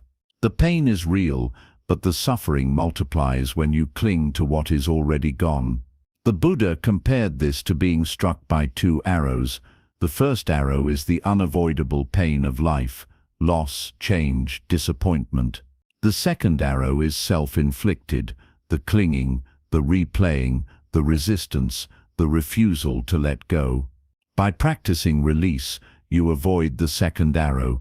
The pain may remain for a time, but the suffering lessens because you are no longer feeding it with resistance.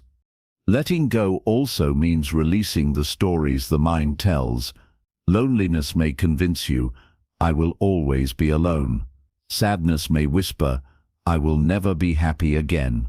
These are stories, clouds passing through the sky. The more you cling to them, the darker the sky becomes. But when you let them drift, when you stop holding them as truth, the sky clears and the light returns. The practice of letting go begins with awareness. Notice when you are holding too tightly, when your mind is replaying old memories, when your heart is craving what is not here, when your body feels tense with resistance. In those moments, pause, breathe deeply. Say softly to yourself, I release, I allow, I let go. At first, these words may feel small compared to the weight you carry, but like drops of water carving stone, repeated practice shapes the mind. Slowly the grip loosens, and the heart grows lighter. One of the most profound teachings of Buddhism is impermanence. Everything changes. Relationships change. Emotions change. Life itself changes, moment by moment. Holding on tightly to what cannot be held only deepens suffering.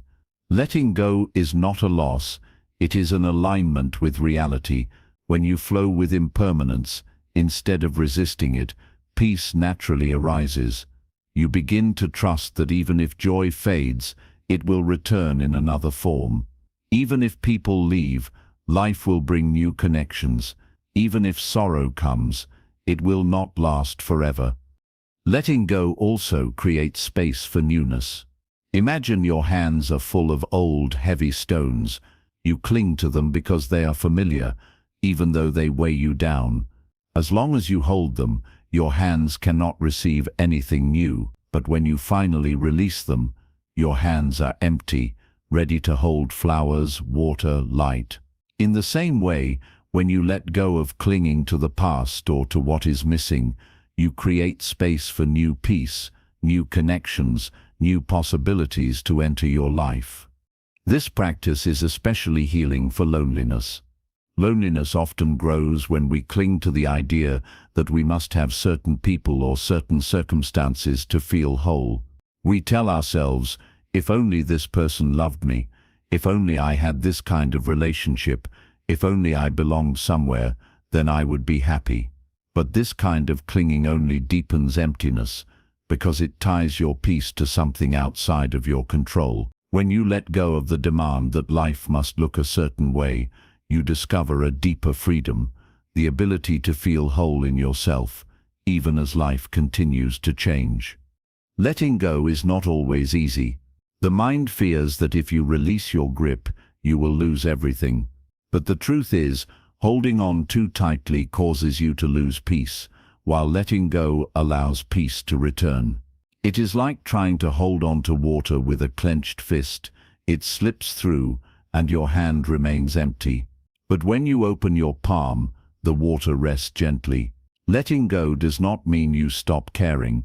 It means you stop controlling, stop demanding, and allow life to move through you with ease.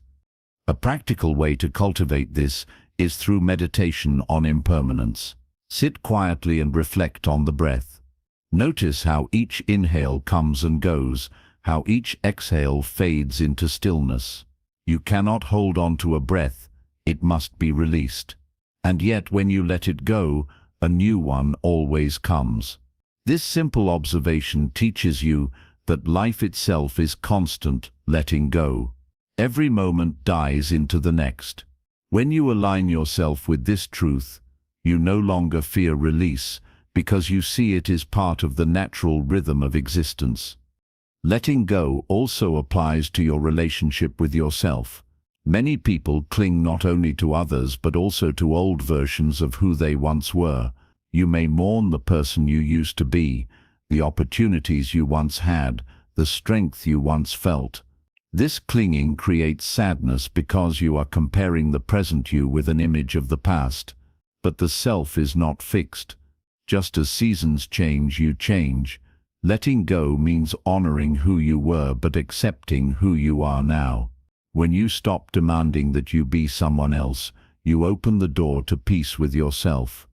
Another powerful layer of letting go is forgiveness. When you hold on to anger, resentment, or regret, you chain yourself to the past. These chains keep sadness alive because the mind replays the same pain again and again. Forgiveness is the act of releasing those chains.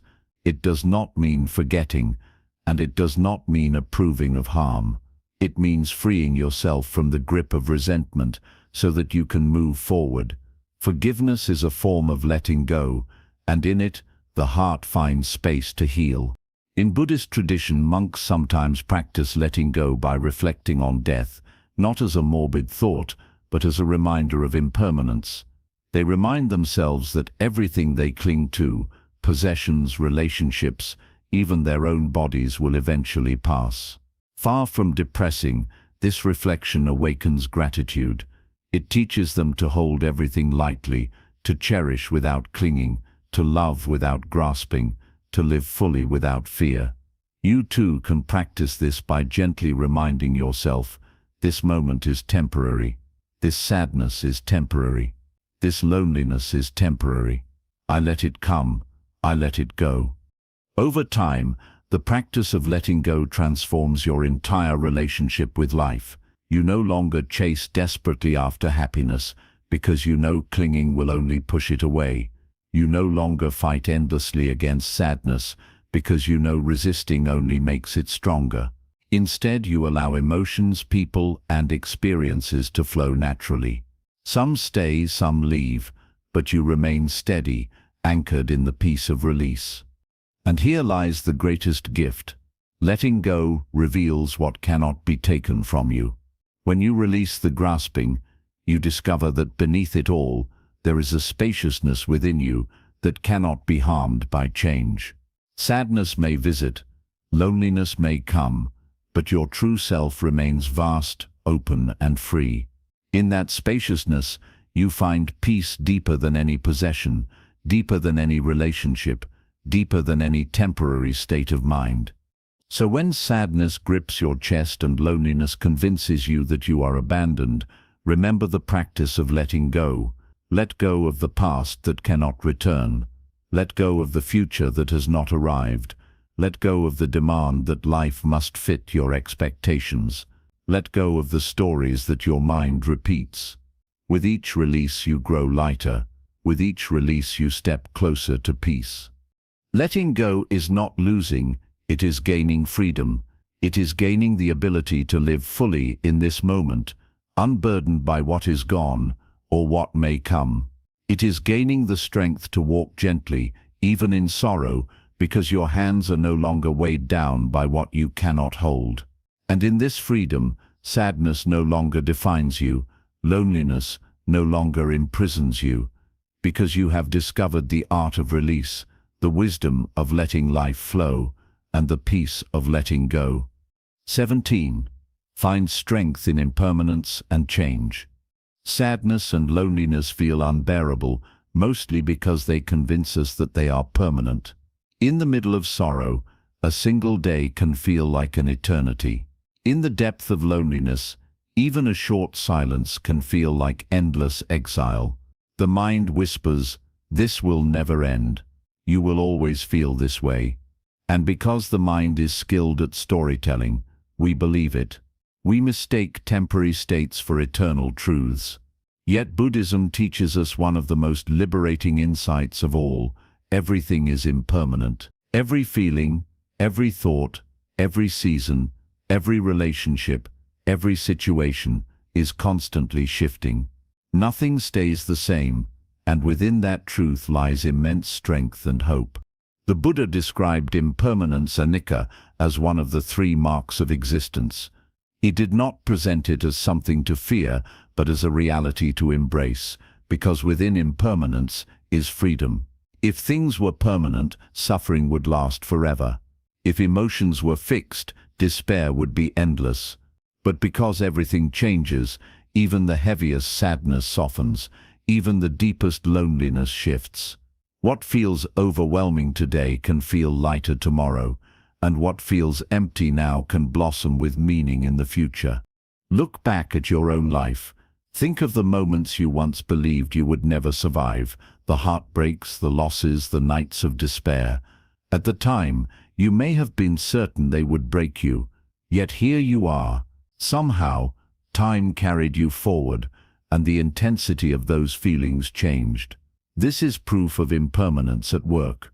The truth is not that sadness disappears forever, but that it transforms, reshapes itself, and eventually passes like clouds drifting across the sky. Impermanence is everywhere, if you only pause to notice. The flowers in spring bloom brightly, then fade. The sun rises, then sets. The seasons turn, one into another, without clinging to what came before. Even your body changes constantly, the cells of your skin, the beat of your heart, the rhythm of your breath. Nothing stands still. Life is movement itself. To resist impermanence is to resist reality.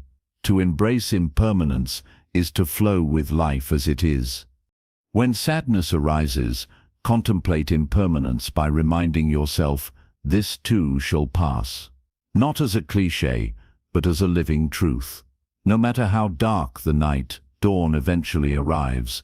No matter how heavy the rain, the sky clears. Sadness may visit, but it cannot stay forever. Loneliness may ache, but it too is impermanent. By remembering this, you loosen the grip of despair.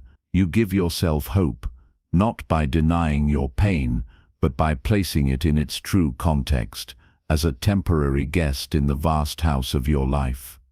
But impermanence is not only a comfort for hard times, it is also a teacher for joy. Because joy too is impermanent, we learn to cherish it more deeply while it is here. Instead of clinging desperately, fearing its loss, we savor it, knowing it is precious precisely because it will not last.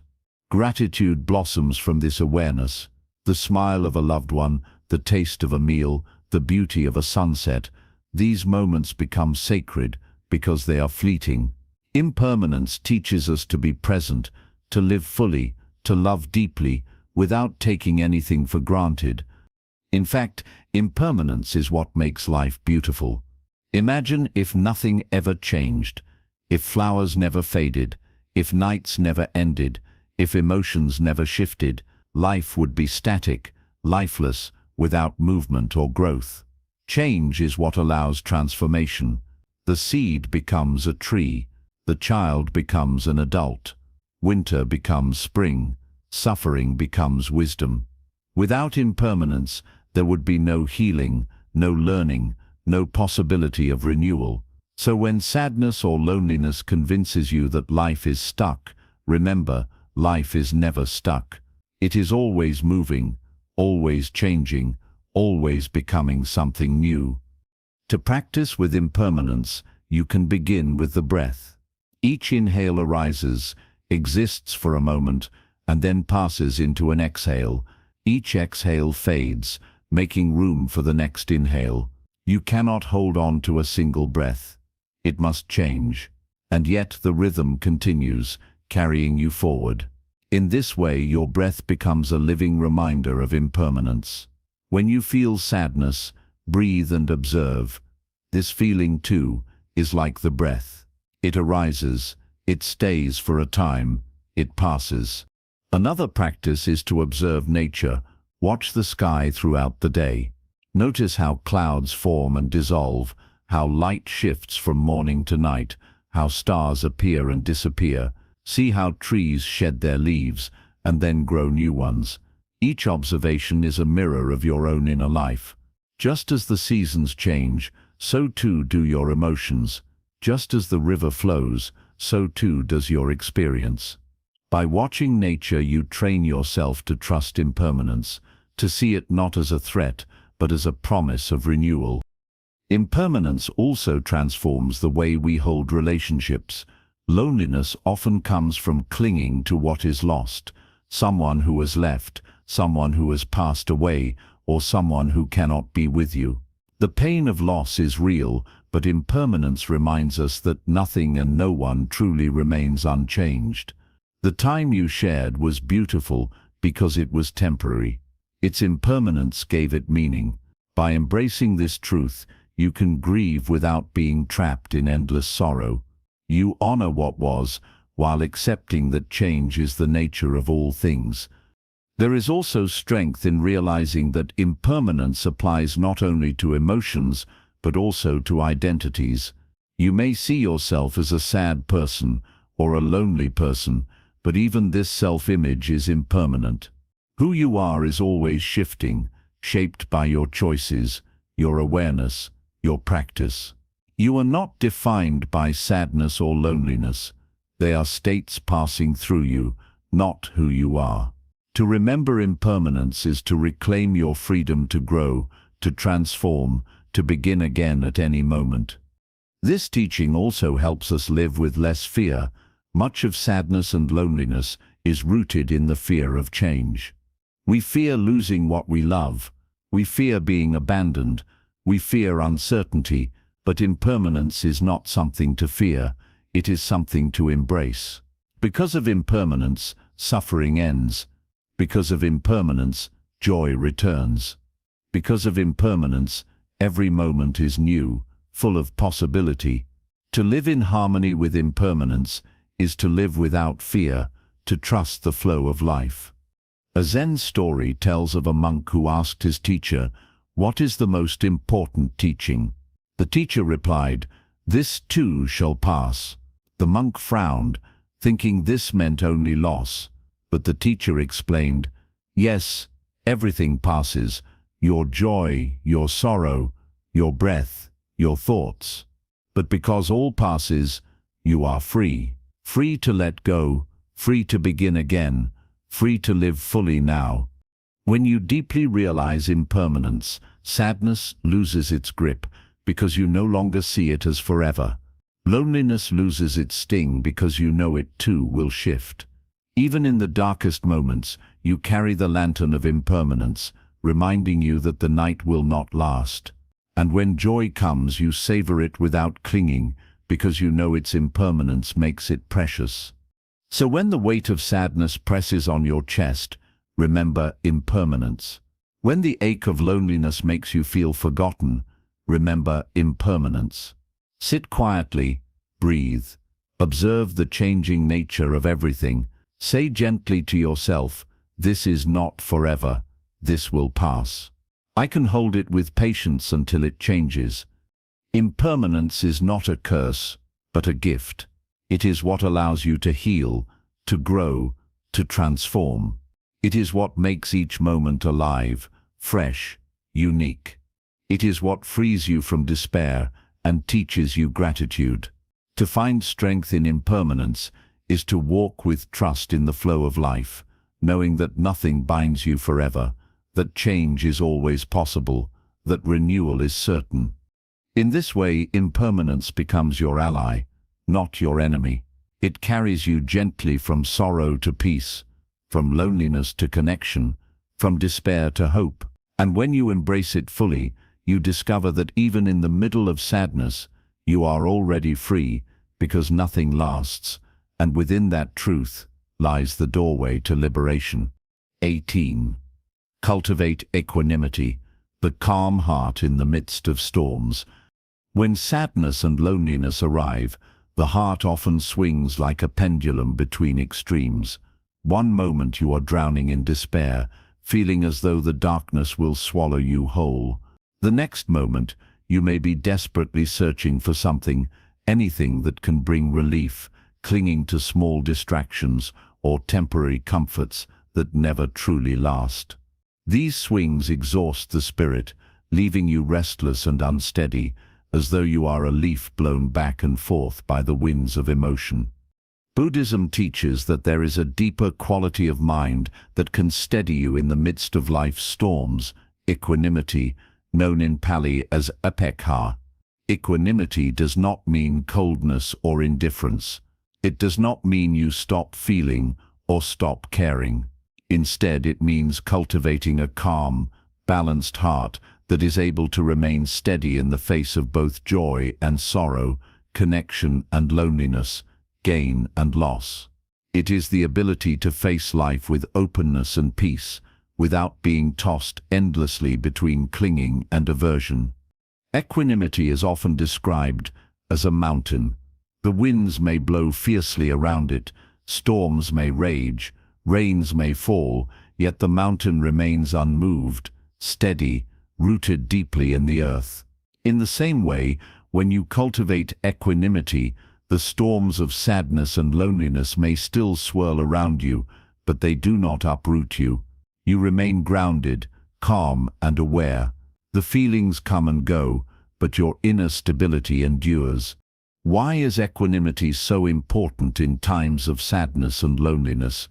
Because it prevents you from being ruled by extremes. Without equanimity, sadness turns into despair, loneliness turns into hopelessness, and every small difficulty becomes overwhelming. With equanimity, you can sit with your feelings without drowning in them. You can observe them with compassion and patience, knowing they are temporary, knowing they do not define you. Equanimity gives you the strength to stay present without being swept away. Equanimity begins with understanding the nature of all things. Everything changes. Pleasure comes and goes. Pain comes and goes. People come and go. When you forget this, you cling desperately to what you want and resist fiercely what you dislike. But when you remember impermanence, you learn to face both joy and sorrow with a balanced heart. You stop clinging so tightly, and you stop fighting so harshly. Instead, you rest in the middle, calm and steady, like a boat balanced on the water. To cultivate equanimity, practice seeing your emotions as passing weather. When sadness arises, instead of saying, "This is me, this is forever," say, "This is sadness. It has arisen. It will stay for a while, and it will pass." When loneliness arises, do the same. "This is loneliness. It has come. It will change. It will not last." By naming the emotion and observing it, you create space between yourself and the feeling. You are no longer trapped inside it. You are the sky watching the weather. The clouds may be heavy, but the sky itself remains vast and untouched. Another aspect of equanimity is learning to treat both pleasant and unpleasant experiences with the same calm. Normally, we chase after what feels good and push away what feels bad. But this constant chasing and resisting is what creates suffering. Equanimity teaches you to meet both with equal acceptance. When joy comes, you enjoy it fully, but without clinging. When sorrow comes, you accept it without despair.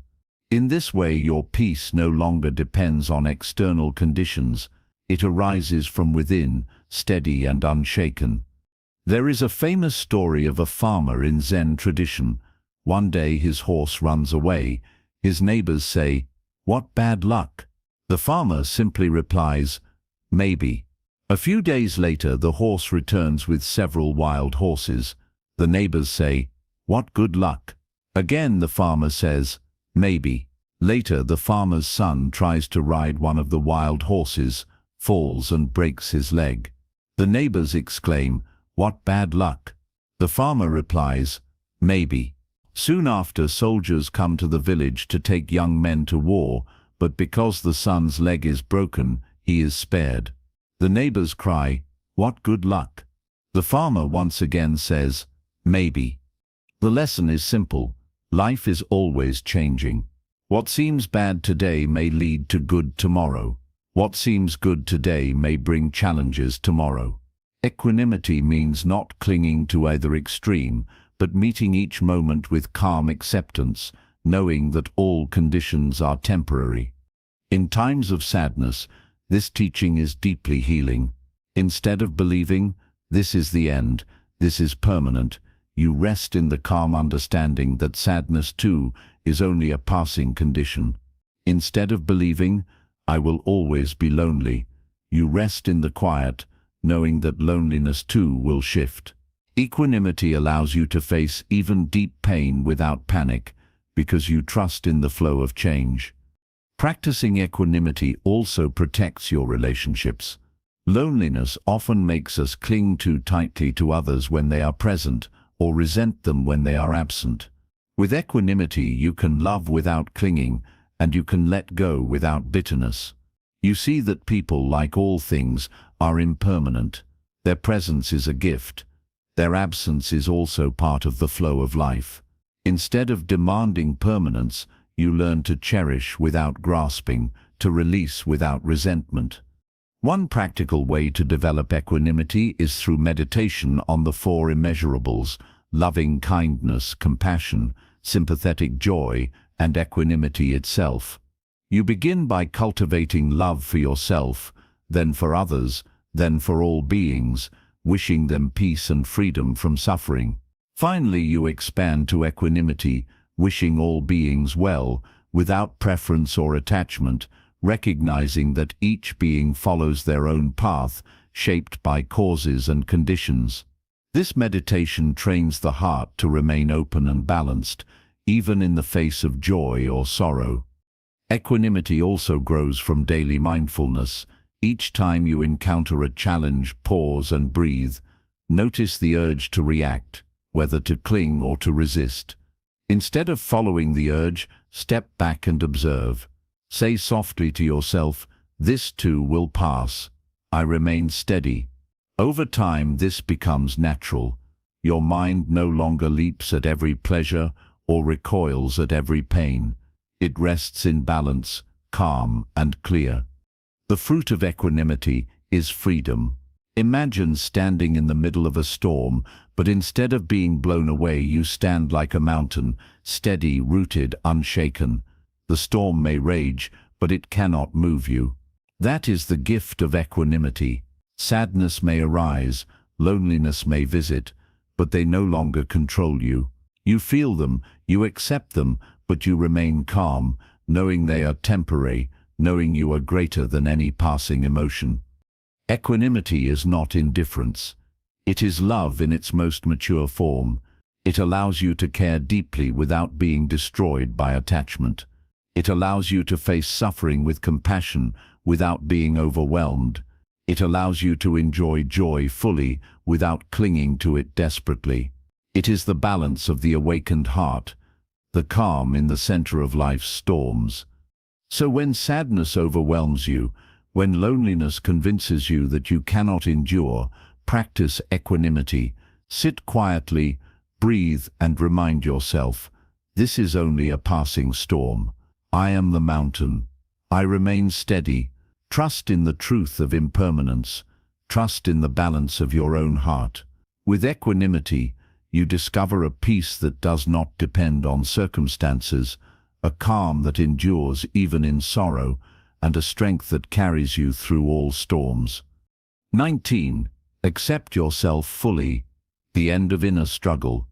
One of the most painful roots of sadness and loneliness is not just the absence of others, but the quiet war we fight against ourselves. When we are sad, we often say, "I should not feel this way. I should be stronger. I should be happier." When we are lonely, we whisper, "Something must be wrong with me. If I were different, people would stay. If I were better, I would not feel so empty." These inner voices cut deeper than external pain because they turn suffering into self-rejection. Instead of sadness being just sadness, it becomes evidence in the mind's court that you are unworthy. Instead of loneliness being just loneliness, it becomes a judgment that you are broken. Buddhism invites us to lay down this inner war and to practice radical acceptance of ourselves exactly as we are. This does not mean ignoring flaws or refusing growth. It means ceasing to treat yourself as an enemy. It means recognizing that your sadness does not make you less human, it makes you fully human. It means understanding that loneliness does not mean you are unlovable, it simply means you are longing for connection, which is a universal human need. Accepting yourself fully is the act of turning toward yourself with compassion instead of criticism, with understanding instead of judgment, with tenderness instead of punishment. Why is self-acceptance so powerful? Because resistance multiplies suffering. Imagine you are carrying a heavy stone of sadness. If you say, "This stone should not be here," you fight against it, straining, adding frustration to the already heavy load. But if you say, "This is the stone I carry right now," something shifts. The weight may not vanish, but it feels lighter because you are no longer resisting it. Acceptance creates space around pain, turning a crushing burden into something bearable. Self-acceptance begins with awareness. Notice the judgments you place on yourself when sadness or loneliness arises. Notice how quickly your mind labels you weak, pathetic, unworthy. Instead of believing these judgments, pause and observe them. Ask gently, is this true, or is this my inner critic speaking? Often you will find that these judgments are not truths but old echoes, voices of comparison, voices of fear, voices of past wounds. The more you observe them, the more power they lose. Then practice replacing judgment with compassion. When sadness arises, instead of saying, I am weak, say, this is a moment of suffering. May I be kind to myself. When loneliness arises, instead of saying, I am unlovable, say, this is a longing for connection. May I offer myself patience and care. These small shifts in language create deep shifts in the heart. You stop stabbing yourself with criticism and begin to soothe yourself with kindness. A powerful meditation for self-acceptance is to sit quietly, place your hand on your heart, and repeat phrases of compassion. May I accept myself as I am. May I be kind to myself in moments of pain. May I know that I am enough. At first, these words may feel false, especially if you are used to self-criticism, but over time, they plant seeds in the soil of your heart. With practice, those seeds grow into genuine acceptance until one day you realize you no longer treat yourself as an enemy, but as a friend. Accepting yourself also means accepting your humanity. You are not perfect, and you never need to be. Perfection is an illusion created by comparison, by measuring yourself against impossible standards. The Buddha never asked us to be perfect. He asked us to be mindful, compassionate, awake. To be human is to feel sadness sometimes, to feel loneliness sometimes, to make mistakes, to stumble, to rise again. When you accept this, you release the impossible demand to always be happy, always be strong, always be in control. You allow yourself to be real. This acceptance also transforms the way you relate to others. When you reject yourself, you fear rejection from others. You cling to relationships desperately, hoping someone else will fill the void of your own self-judgment. But when you accept yourself, you no longer need others to prove your worth. You connect with them out of wholeness, not out of desperation. Relationships become healthier, freer, more authentic. And even when you are alone, you no longer feel abandoned because you are no longer abandoning yourself. Self-acceptance is also the key to inner peace. Much of our suffering comes not from the feelings themselves, but from the belief that we should not have them. We fight against sadness, which only deepens it. We resist loneliness, which only isolates us further. But when we accept, the struggle ends. Sadness may remain, but it becomes gentle. Loneliness may linger, but it becomes bearable. Acceptance softens the edges of suffering, turning sharp pain into a softer ache that no longer controls you.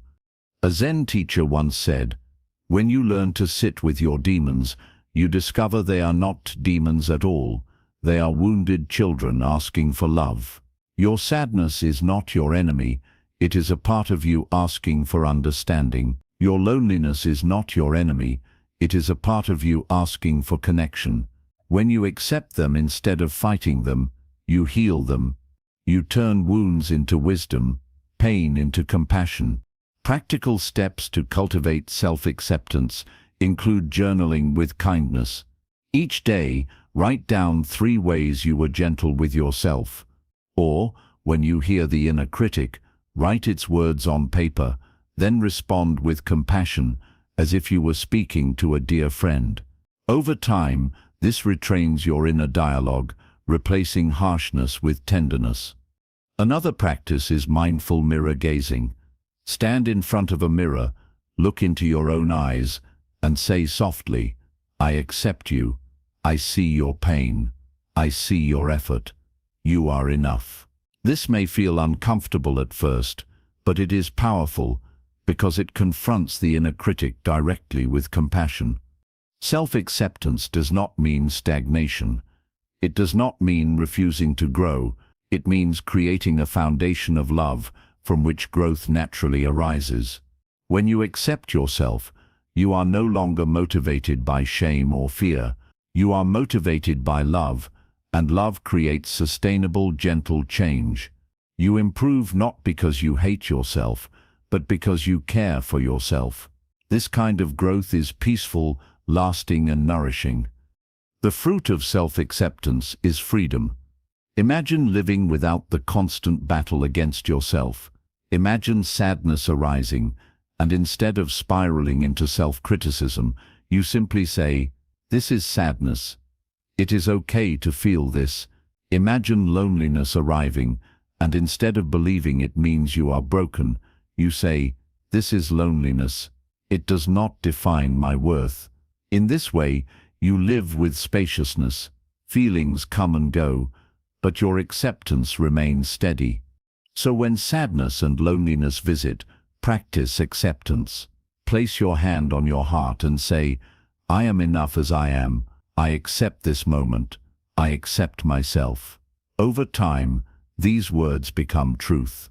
The inner critic quiets. The war within ends. And in that peace you discover that you were never broken, never unworthy, never alone. You were always whole, always human, always deserving of love. To accept yourself fully is to lay down the heaviest burden of all, the burden of self-rejection.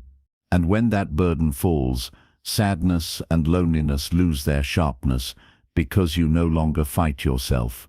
You become your own refuge, your own companion, your own source of peace. This is the liberation that comes with acceptance, the end of inner struggle, the beginning of true freedom. 20. Discover joy in small things, awakening to everyday miracles.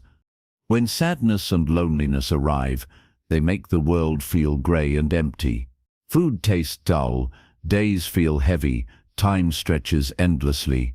The mind becomes consumed by what is missing, by what you wish could be different. In those moments, it is easy to believe that joy has abandoned you entirely. Yet Buddhism teaches that joy is never absent. It is simply hidden, waiting in the ordinary details of life. The practice is not to chase joy as a distant goal, but to awaken to the joy that is already here, in small, simple things that most of us overlook. The Buddha once said that a wise person is easily satisfied, like the ocean filled drop by drop. Joy does not always come in great waves. It often comes in droplets. A warm sip of tea, the sound of birds singing, the feel of the sun on your skin, the laughter of a child, the softness of a pillow, the fragrance of flowers. When you are sad or lonely, these droplets may seem insignificant, but when you learn to notice them, to savor them, to let them fill your heart, they accumulate into something vast. Slowly, they turn emptiness into fullness, loneliness into connection, sadness into gratitude. Why do we miss this joy? Because the mind is distracted, restless, and dissatisfied. When you are lonely, you focus only on the absence of people, ignoring the presence of life all around you. When you are sad, you focus only on what is wrong, overlooking what is quietly right.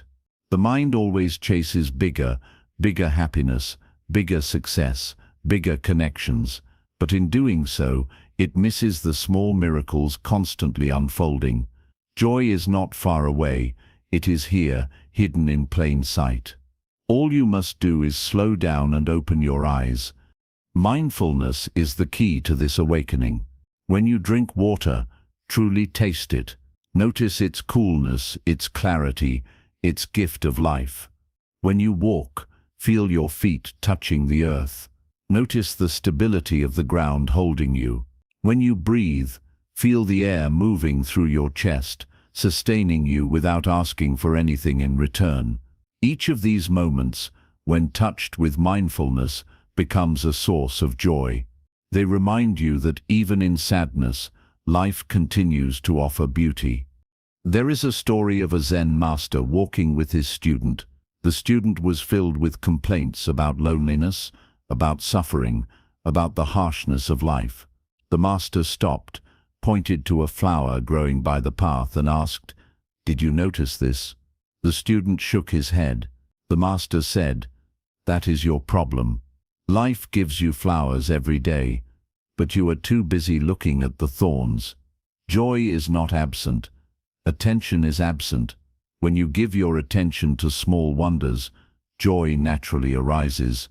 Practicing joy in small things also helps loosen the grip of loneliness. When you feel lonely, the mind insists that connection is absent. But if you look closely, connection is everywhere. The tea you drink connects you to the farmers, the soil, the rain, the sun. The chair you sit on connects you to the tree it came from, and the hands that shaped it. Even the air connects you to trees and plants, sharing their breath with you. When you see these connections, loneliness softens. You realize you are never truly alone. You are woven into life through countless small threads. Sadness too loses its weight when you awaken to everyday joy. Sadness convinces you that life is meaningless. But when you watch the sun rise, when you hear laughter, when you taste sweetness, you realize life is filled with meaning. It just doesn't always shout. Sometimes it whispers, softly, through the smallest details. Joy in small things is not loud or dramatic. It is quiet, steady, nourishing. Like a candle in the dark, it may not banish all shadows, but it lights the path enough to keep walking.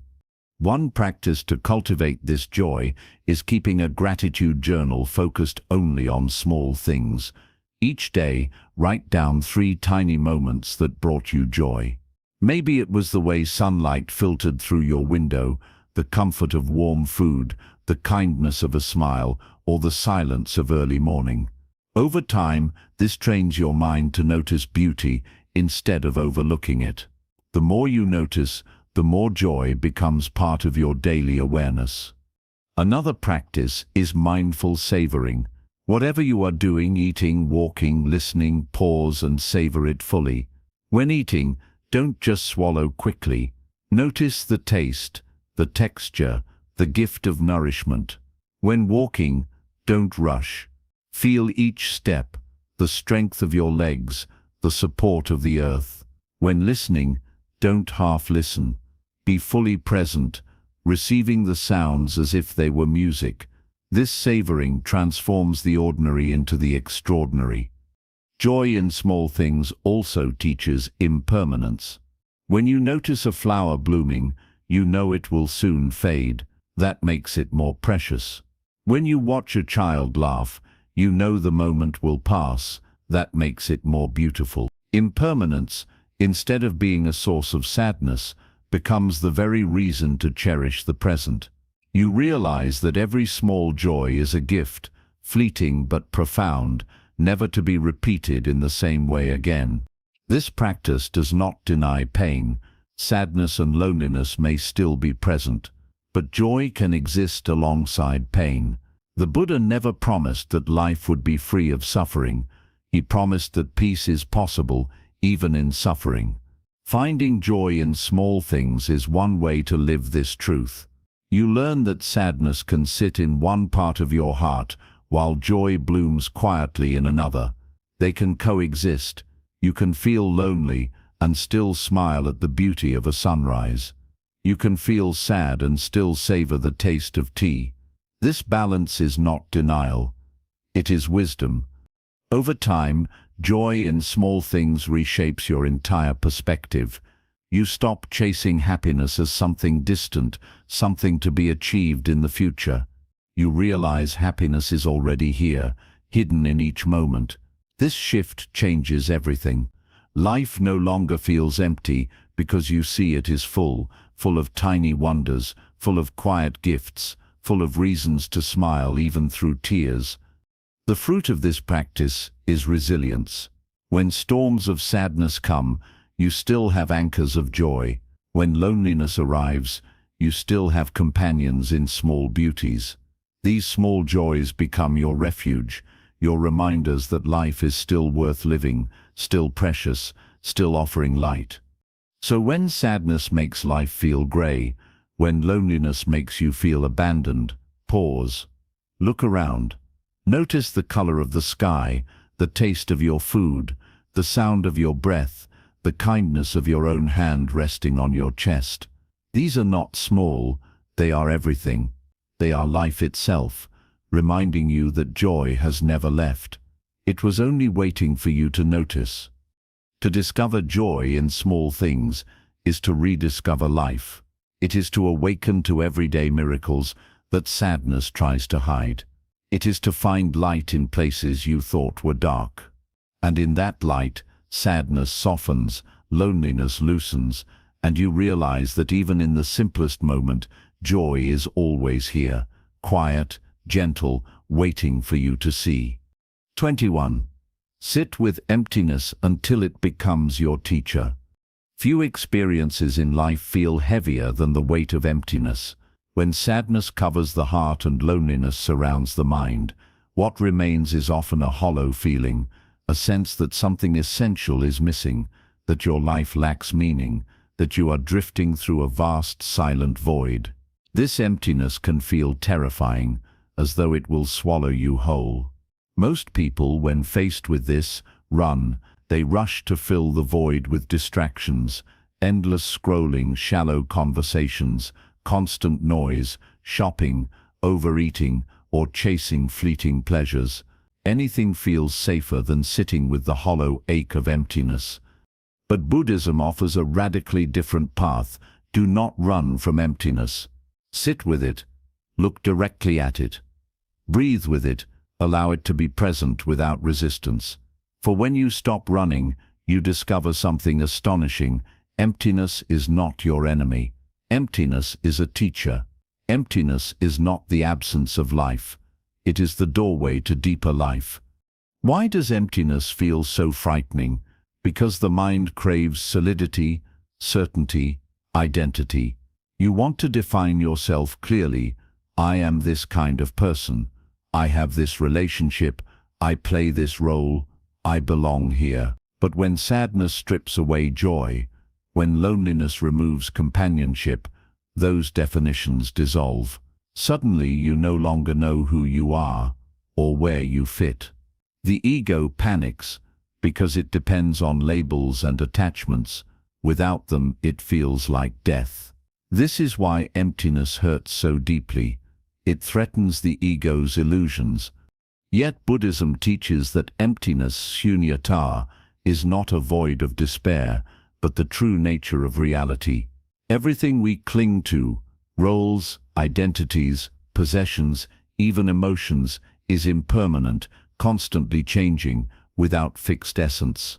When these dissolve, what remains is emptiness. But emptiness is not nothingness. It is openness. It is spaciousness. It is freedom. It is the vast sky after clouds pass.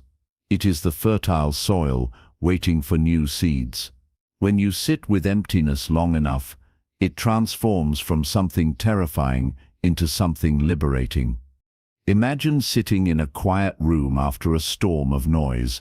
At first, the silence feels uncomfortable, even unbearable. But if you stay, if you breathe, the silence begins to feel peaceful, nourishing, full of presence. The same is true of emptiness. At first, it feels like loss, but with patience, it becomes spaciousness. It becomes the place where healing begins. How do you practice sitting with emptiness?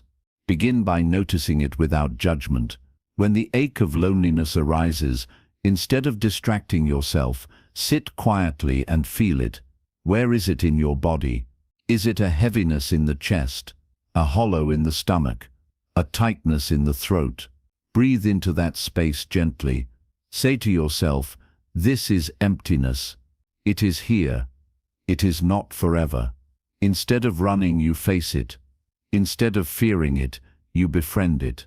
As you sit, you may notice that the emptiness changes. It may expand, contract, shift, or dissolve. You begin to realize that even emptiness is impermanent. It is not a fixed state, it is a passing visitor, and in watching it change, you realize it has no power to destroy you. It is simply another wave in the ocean of experience. Sitting with emptiness also reveals hidden truths. Often, emptiness points to what you value most. Loneliness shows you how deeply you long for connection. Sadness shows you how deeply you care about love, meaning, or belonging. These longings are not weaknesses, they are reflections of your heart's depth.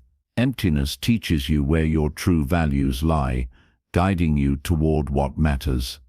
But emptiness also teaches that you are not defined by lack. When you stop fighting it, you realize you are larger than emptiness. You are the space in which it arises, not the void itself. Just as the sky holds both clouds and clear space, you hold both fullness and emptiness.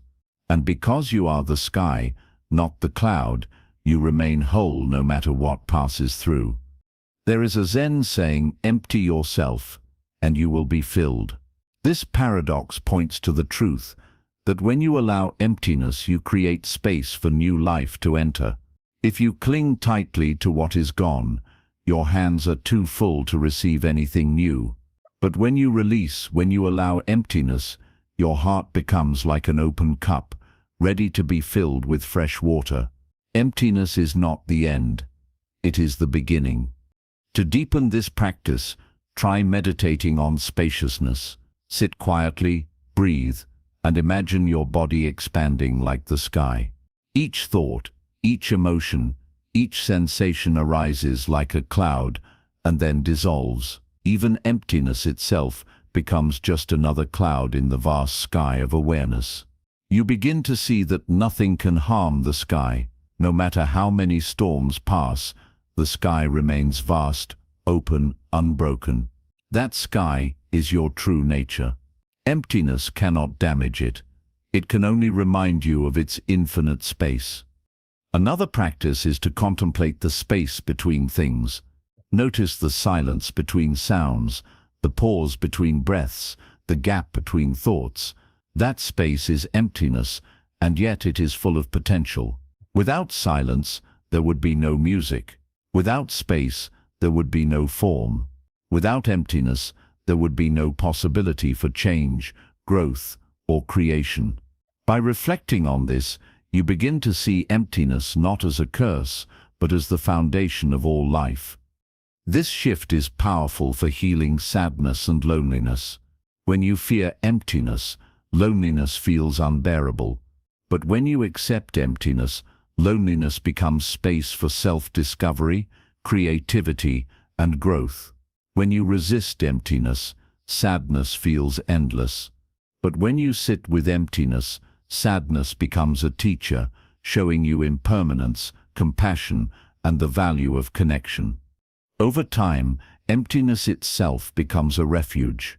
When life feels overwhelming, you can return to the quiet space within, to the stillness that underlies all things.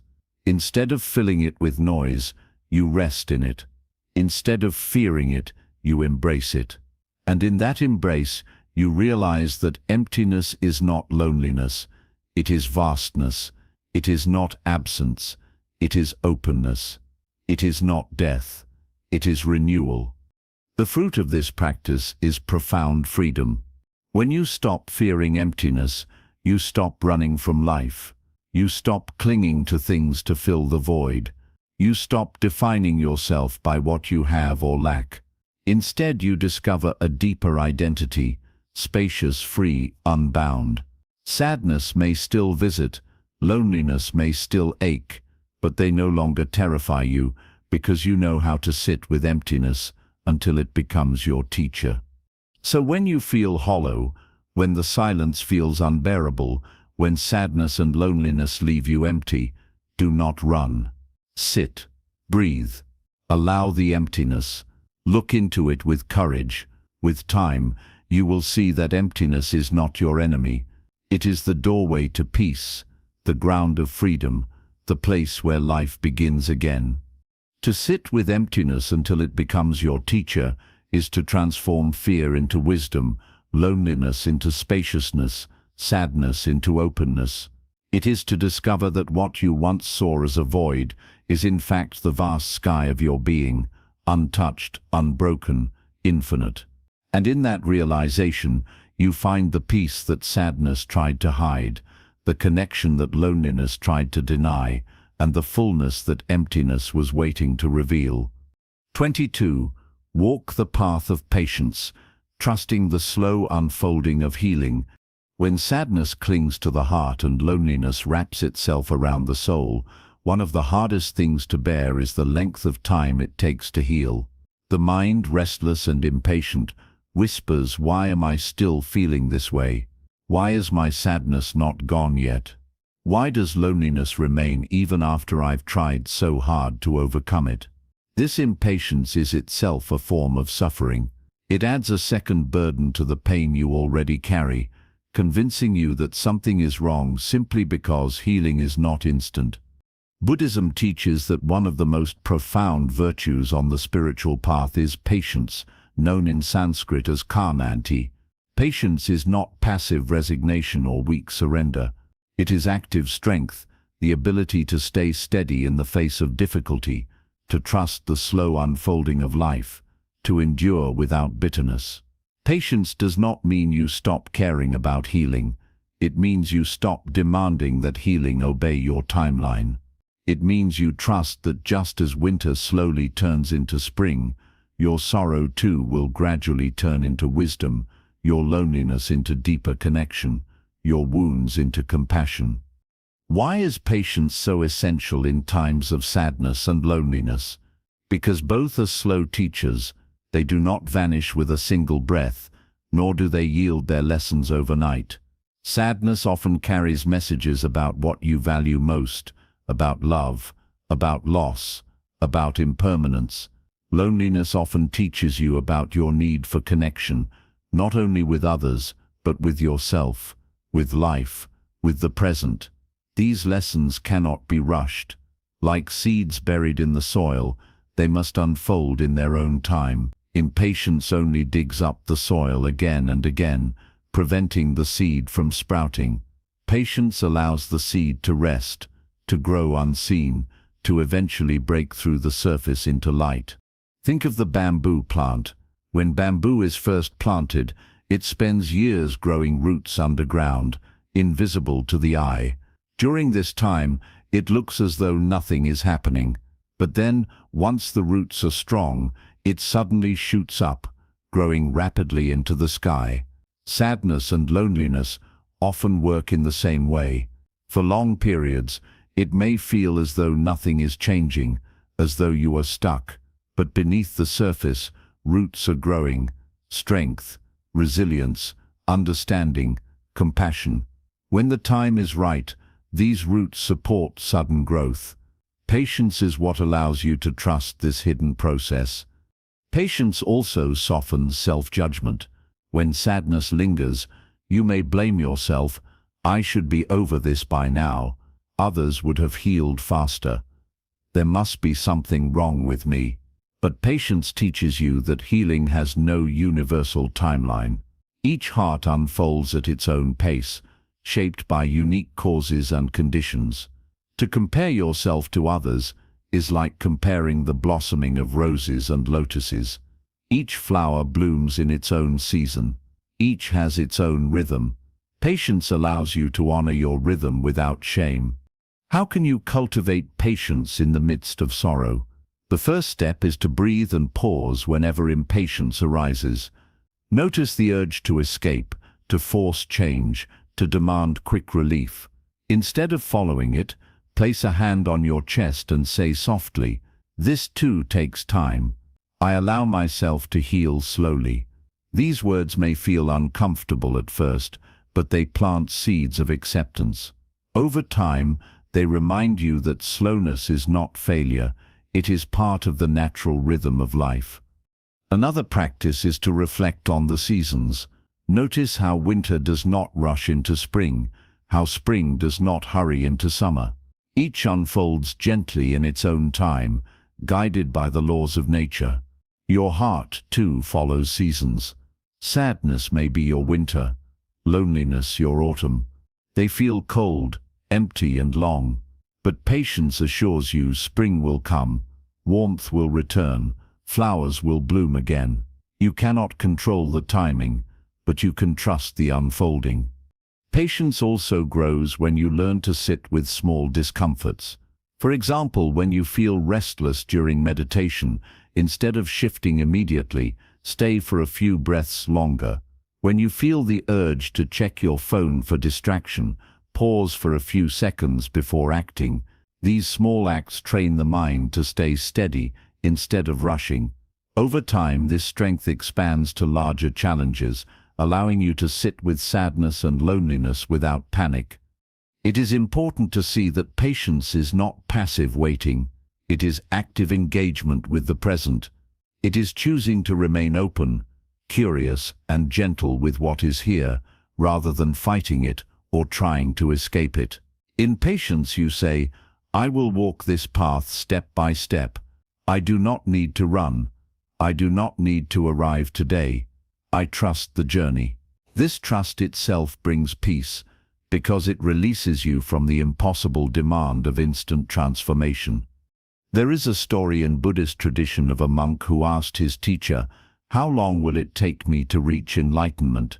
The teacher replied, 10 years. The monk, eager, said, "And if I work very hard, if I meditate day and night, how long then?" The teacher smiled and said, 20 years. The monk was confused. The teacher explained, "If you are always rushing, always impatient, you will never be still enough to see clearly. But if you walk steadily, patiently, you will arrive." The same is true of healing. Impatience makes the path longer. Patience shortens it, because it allows clarity and peace to arise naturally. Patience also changes the way you relate to loneliness. Without patience, loneliness feels unbearable, like a hunger that must be filled immediately. This urgency often drives people into unhealthy connections, relationships born not from love, but from fear of being alone. But with patience you can sit with loneliness without rushing to fill it. You can allow yourself to explore its lessons, to understand its roots, to gradually cultivate deeper, healthier connections. Patience transforms loneliness from a curse into a teacher. In sadness, patience allows you to face grief gently. Loss does not heal in days or weeks. Sometimes it takes months, years, even a lifetime. But patience assures you that the intensity will soften. The raw wound will scar over. The tears will become less frequent. The memories will turn from knives into gentle reminders. By being patient, you allow grief to move at its own pace, instead of demanding that it disappear before it is ready. The fruit of patience is resilience. When you cultivate patience, you no longer break easily under sorrow. You can endure discomfort without collapsing.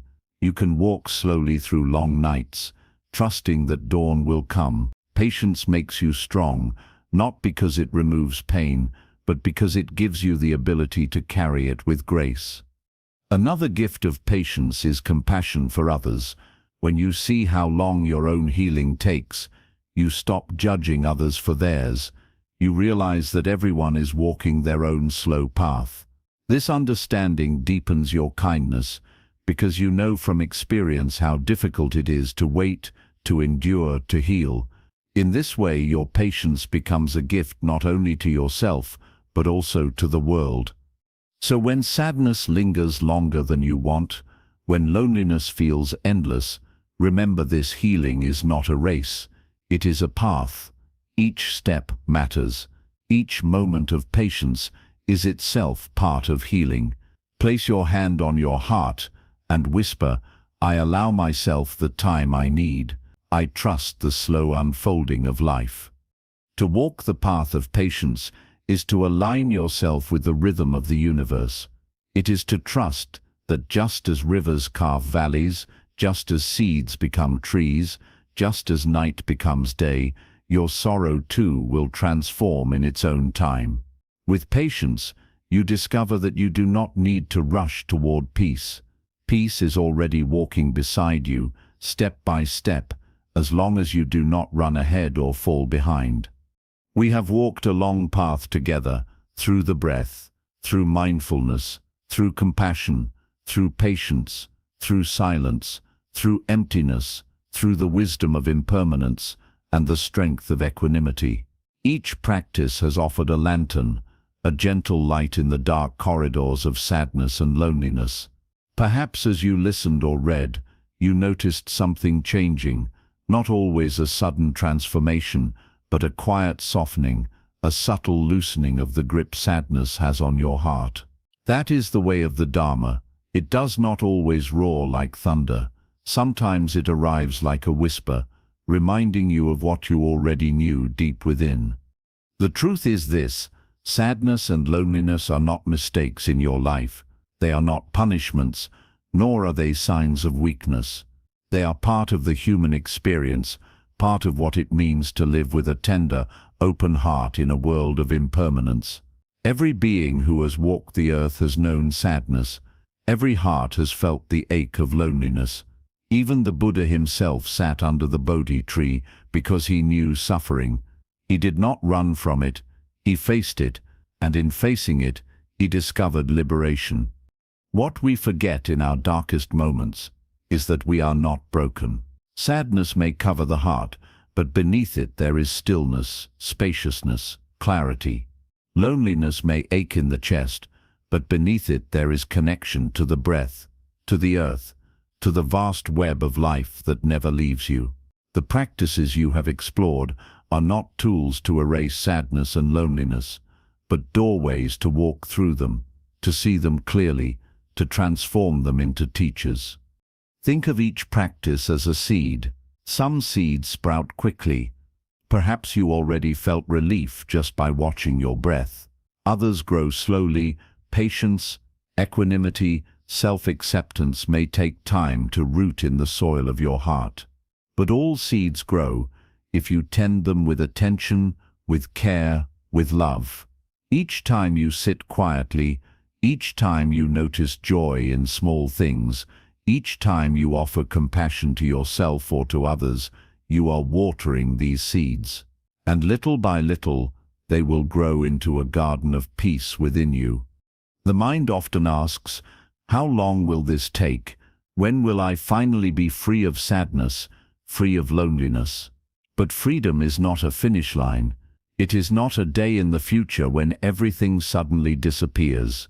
Freedom is here, in this moment, when you stop resisting what is, when you breathe with it, when you soften your grip, when you remember that nothing lasts forever. The path is not about erasing your humanity. It is about embracing it fully, with all its storms and all its sunlight. If there is one truth I hope you carry from this journey, it is this: you are not alone. Even when you feel abandoned, even when your room is empty, even when no one seems to understand, still, you are not alone. The trees breathe with you, the earth holds you, the stars shine for you. The universe itself flows through your breath, through your body, through your very awareness. You are never separate. You belong to this great unfolding of life, as much as the rivers, as much as the mountains, as much as the sun and the moon. Loneliness tries to convince you otherwise. It whispers, you are cut off, you do not belong. But the practices you have learned reveal the truth. You belong to everything. You belong to silence and stillness. You belong to the present moment. You belong to compassion and love. You belong to the great dance of impermanence. And most importantly, you belong to yourself. When you accept yourself fully, when you become your own refuge, loneliness loses its sharpest edge, because even if no one else is near, you are near, and that is enough. Sadness, too, loses its power when you stop resisting it, when you breathe with it, when you let it flow, when you see it as temporary. It becomes less of an enemy and more of a guide. Sadness shows you what you value, what you love, what matters to you. It deepens your compassion for others, it softens your heart, and though it hurts, it also transforms. No sadness lasts forever. Every storm passes, and when it does, the air is clearer, the sky more open, the heart stronger. The way to peace is not in fighting your sadness, not in running from your loneliness, not in filling the void with distractions.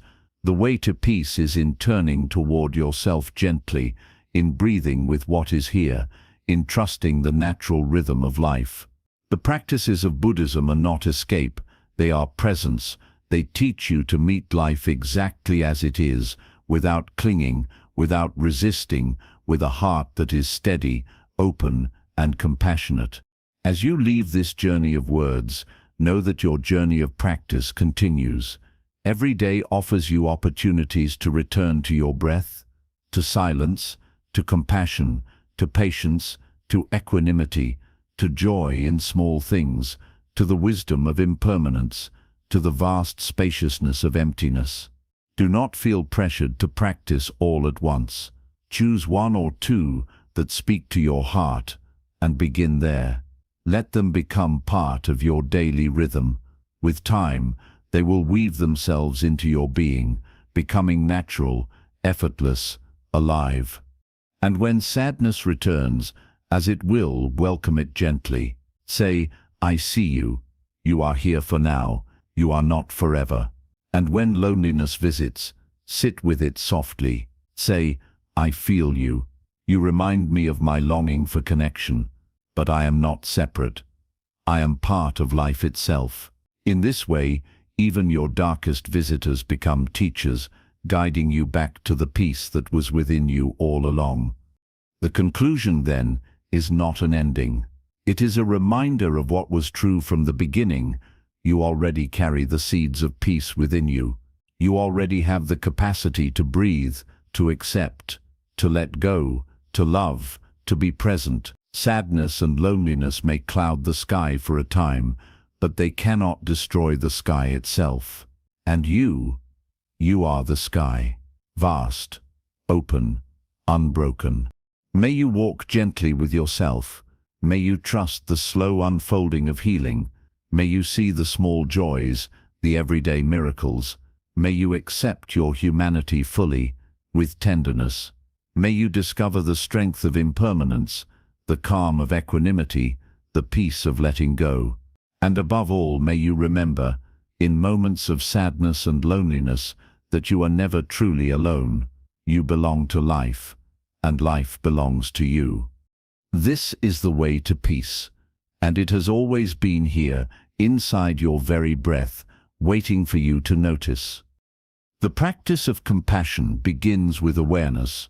When you see someone suffering, notice your instinctive reaction.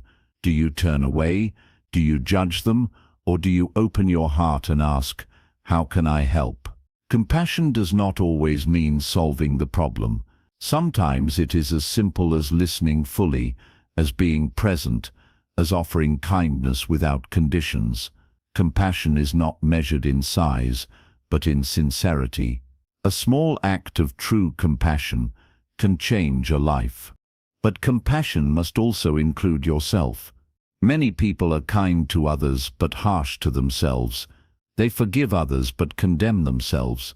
They speak gently to friends but cruelly to their own hearts. This imbalance creates suffering because compassion without self-compassion is incomplete. To truly walk the path of compassion, you must extend the same kindness to yourself that you would to a loved one. When you make mistakes, forgive. When you suffer, comfort yourself. When you are tired, allow rest. Compassion for yourself is not selfish. It is the foundation that allows you to sustain compassion for others. Meditation offers a direct practice for this loving kindness or metta-meditation. In this practice you repeat phrases of goodwill, first for yourself, then for others, then for all beings.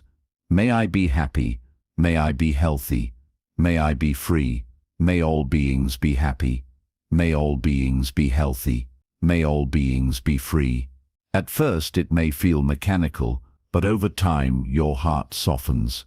You begin to feel warmth not only for yourself, but for strangers, for enemies, for the entire world. This is the power of compassion. It expands the heart until it includes everything. Compassion also transforms relationships. When you interact with others without compassion, every conflict becomes a battle of egos. But when you bring compassion, you see beyond the surface. You recognize that their anger is rooted in pain, that their cruelty is rooted in ignorance, that their fear is rooted in suffering. This does not excuse their actions, but it allows you to respond with understanding instead of retaliation. Compassion turns enemies into teachers, conflicts into opportunities, and relationships into paths of growth. The world itself is healed through compassion. Wars, injustice, exploitation, these are born from greed, hatred, and ignorance. Compassion is the antidote. It reminds us that no nation, no race, no group is separate from another, that the suffering of one is the suffering of all. When compassion becomes the guiding principle of society, peace follows.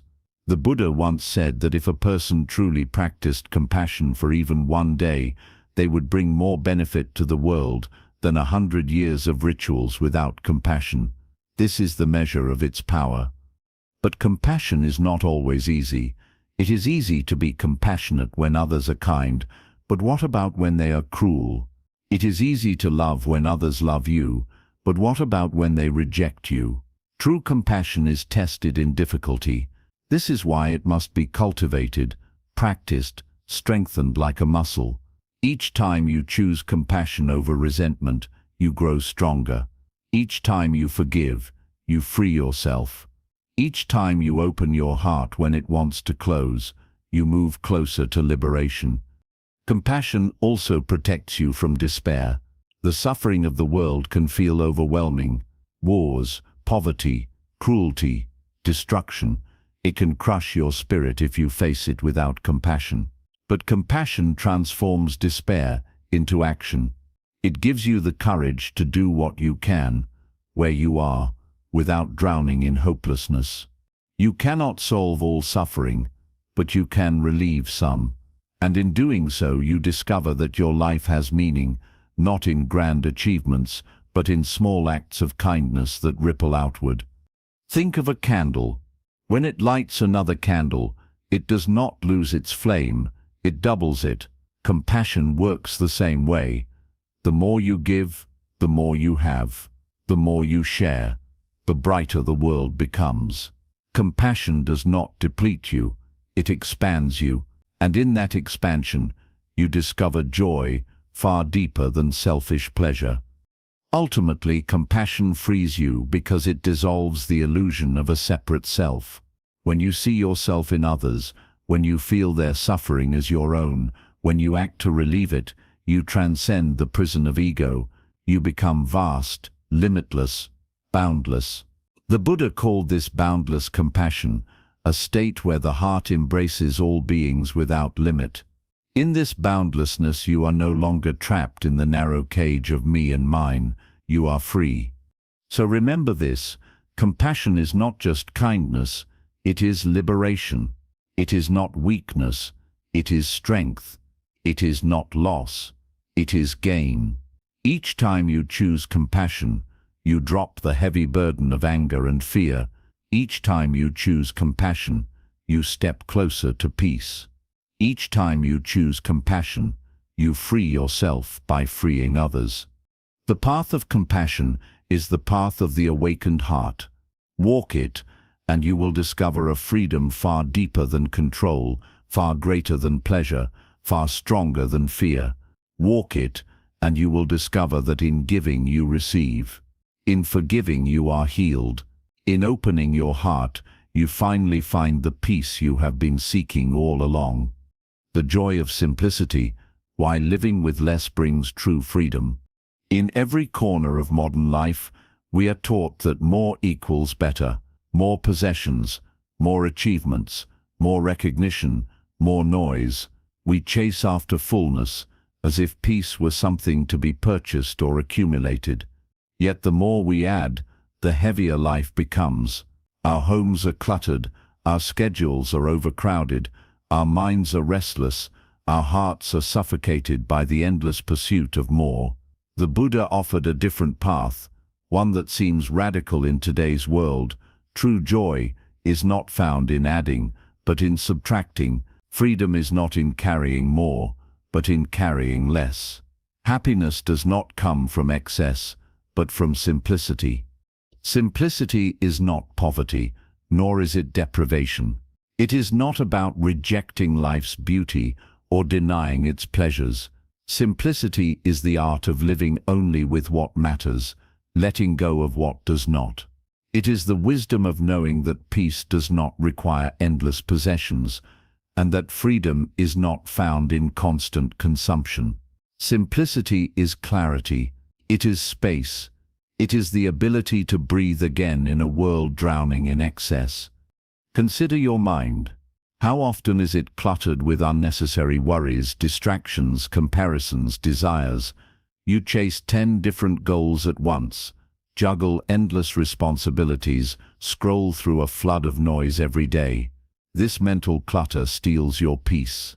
Simplicity of mind means letting go of what does not serve you. It means focusing on what is essential, what truly matters. Just as a room becomes calmer when it is cleared, the mind becomes peaceful when it is freed from excess. Simplicity is not emptiness, it is spaciousness, the space in which joy can breathe. The same is true with possessions. How much of what you own truly adds value to your life? How much simply fills space, demanding your attention, your energy, your worry? The more you own, the more you are owned. You spend your time maintaining, protecting, ensuring, organizing, worrying. Buddhism teaches that clinging to possessions creates suffering, not because possessions are evil, but because they cannot bring lasting peace. The joy of simplicity is in releasing what you do not need, so you can cherish what you do. A single meaningful object brings more joy than 1,000 meaningless ones. Simplicity also transforms relationships. Many conflicts arise because of ego, pride, competition, endless demands. When you simplify your heart, you stop demanding so much from others. You love them as they are, without needing them to fulfill every desire. You speak more honestly, you listen more fully, you connect more deeply. Simplicity in love means removing the clutter of expectations and returning to the essence, presence, kindness, compassion. The most meaningful moments in relationships are often the simplest: sharing a meal, sitting in silence, holding hands, laughing together. Love does not need extravagance to be real. In daily life, simplicity is a practice of mindfulness. When you eat, eat simply. When you walk, walk simply. When you rest, rest simply. You do not need constant distraction, constant multitasking, constant stimulation. One act, done fully, is enough. Simplicity returns you to presence, where joy is always waiting. The Buddha himself lived simply, not because he rejected life, but because he understood that freedom requires space. When you carry little, you walk lightly. When you demand little, you live peacefully. The world often tells you that your worth is measured by how much you own, how much you achieve, how much you display. But simplicity reveals the opposite. Your worth is not in what you add, but in what you are. When the noise is stripped away, when the clutter is removed, when the unnecessary is released, what remains is your true self, clear, free, radiant. Simplicity is the path back to that essence. Nature teaches this beautifully. Look at a tree. It does not need ornaments or decorations to be magnificent. Its simplicity is its strength. Look at the sky. It does not need to prove itself with endless colors. The vastness itself is enough. Look at water. It is clear, simple, humble, and yet it sustains all life. Nature does not strive for excess, yet it thrives. Simplicity is not lack. It is fullness without clutter. Simplicity also reveals gratitude. When you stop chasing more, You begin to appreciate what is already here. You taste your food more deeply. You notice the beauty of a single flower, a single smile, a single breath. When life is cluttered, gratitude is buried. When life is simple, gratitude blooms, and gratitude itself is joy. The Buddha said that contentment is the greatest wealth. Simplicity is the soil in which contentment grows. Even suffering is lightened by simplicity.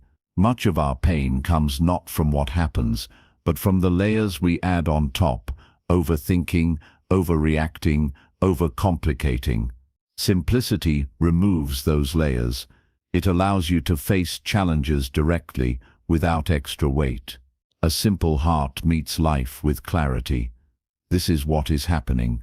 This is how I can respond. Simplicity does not erase suffering, but it prevents unnecessary suffering.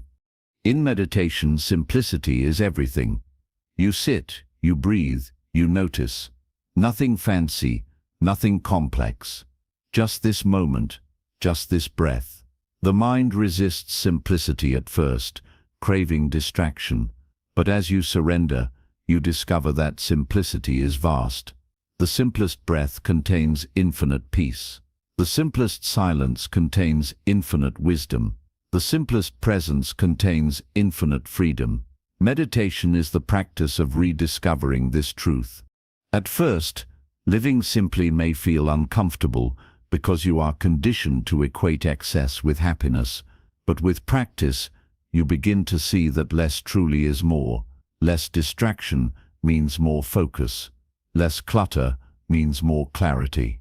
Less craving means more peace. Simplicity is not deprivation. It is liberation. It frees you from the chains of endless wanting, from the burden of excess, from the illusion that you are incomplete. In simplicity, you discover that you already have enough. You are already enough. The joy of simplicity is not about numbers, it is about essence. You may live in a grand house or a humble room. What matters is not how much you own, but how lightly you hold. You may have many responsibilities or very few. What matters is not how much you do, but how fully you do it. Simplicity is not uniform, it is unique to each person, but its fruit is always the same. Peace, clarity, freedom. So remember this, happiness is not waiting in the next possession, the next achievement, the next addition. It is here, hidden beneath the clutter, waiting to be uncovered. The more you let go, the more you see, the more you simplify, the more you live. The joy of simplicity is not in having less, it is in being free. Free to breathe, free to love, free to live without chains. Walk the path of simplicity, and you will discover a truth deeper than all the noise. Life itself, in its purest form, is already enough. The silence within, discovering power beyond words. If there is one thing the modern world fears the most, it is silence. We surround ourselves with constant noise, conversations, notifications, entertainment, endless distractions. The moment silence appears, we rush to fill it. We reach for our phones, turn on the television, start speaking, even when there is nothing to say. Silence has become uncomfortable, almost unbearable. Yet Buddhism teaches that silence is not emptiness. It is power. It is not absence. It is presence. Silence is the gateway to clarity, to wisdom, to peace. It is within silence that you hear the truth of life, because silence is the language of reality itself. The mind fears silence because, in silence, all its distractions are stripped away. Without noise, you are left with yourself, your thoughts, your emotions, your truth. Many people avoid silence not because they dislike quiet, but because they fear what they will discover within it. They fear the unresolved wounds that rise to the surface. They fear the questions they cannot answer. They fear the emptiness that feels like a void. But the void is not empty. It is full. It is full of awareness, full of presence, full of the very life we keep running from. To sit in silence is to sit face to face with reality, and for many that is the most courageous act of all. Buddhism has always placed silence at the heart of practice. The Buddha himself often taught more through his silence than through his words. There are stories of disciples asking him profound questions, only for the Buddha to remain quiet. His silence was not avoidance, it was wisdom. Sometimes words can only point to truth, but silence allows truth to reveal itself. Words divide, interpret, and limit. Silence embraces, reveals, and transcends. Think of a lake. When the surface is disturbed, it reflects nothing clearly, but when the lake is still, it mirrors the sky, the trees, the world in perfect clarity. Your mind is the same. When filled with noise, it cannot see reality as it is. But in silence, the mind becomes still, and truth reflects itself clearly. This is why meditation is rooted in silence, not silence of the world outside, but silence of the heart within. Silence also deepens relationships. In our culture, we often believe that connection requires constant words, that silence between people is awkward, but the deepest connections are often wordless. Sitting with someone in quiet presence, without needing to fill the space, creates intimacy beyond language. True love, true friendship, true compassion do not always need words, they need presence. Silence allows that presence to expand. In daily life, silence is just as powerful. When you pause before reacting, silence saves you from anger. When you listen without interrupting, silence allows others to be heard. When you refrain from needless chatter, silence preserves your energy. Silence is not passive, it is active wisdom. It creates space for clarity, for compassion, for thoughtful action. Without silence, life becomes frantic, reactive, shallow. With silence, life becomes mindful, grounded, deep. The ego resists silence because it thrives on noise. The ego says, if I am not speaking, I am not important. If I am not filling the air, I will be forgotten. But this is an illusion. Silence is not weakness, it is strength. It is often the silent one who holds the greatest power in the room. It is the quiet leader whose presence commands respect. It is the person who speaks little but wisely, whose words carry weight. Noise is cheap, silence is priceless. Even spiritually, silence is essential. The truths the Buddha pointed to, the truths of impermanence, suffering, non-self, cannot be fully captured in words. They must be experienced directly, in silence. When you sit in meditation, when you allow the noise to settle, you begin to glimpse these truths for yourself.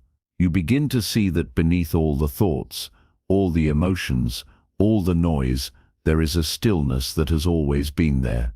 This stillness is not created, it is uncovered. It is the silence within you, the silence that is your true nature. At first, silence may feel uncomfortable. The restless mind will scream, demanding distraction. But if you stay, if you breathe, if you allow, you begin to soften. Slowly, the fear dissolves. Slowly, silence becomes a friend. And then slowly, silence becomes home. In silence, you find rest deeper than sleep. In silence, you find peace deeper than pleasure. In silence, you find yourself. The power of silence also lies in what it teaches you about impermanence. When you are silent, you begin to notice the arising and passing of sounds, thoughts, sensations. You see how nothing lingers, how everything moves. This seeing softens your grip on life. You stop clinging so tightly because you realize nothing is permanent anyway. Silence becomes a teacher, showing you directly what words can only describe.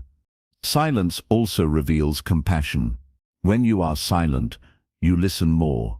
You notice the pain in another's eyes, the heaviness in their voice, the truth behind their words. In silence, You become receptive, open, compassionate. You stop trying to dominate conversations with your story, and you start honoring the stories of others. Silence allows you to hold space for suffering, for healing, for love. But silence is not only external, it is internal.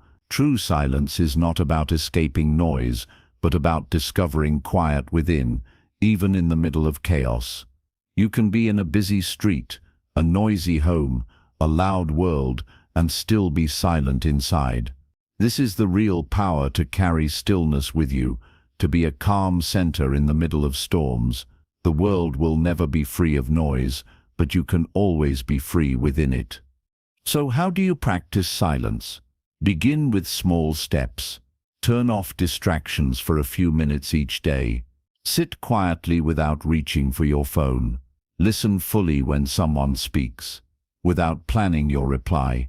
Spend time in nature, where silence is alive, in the wind, the trees, the water. And above all, practice meditation, where silence reveals itself as your own true nature.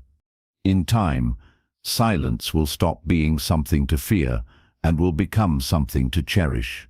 You will begin to seek it, to crave it, to honor it. You will discover that silence is not empty.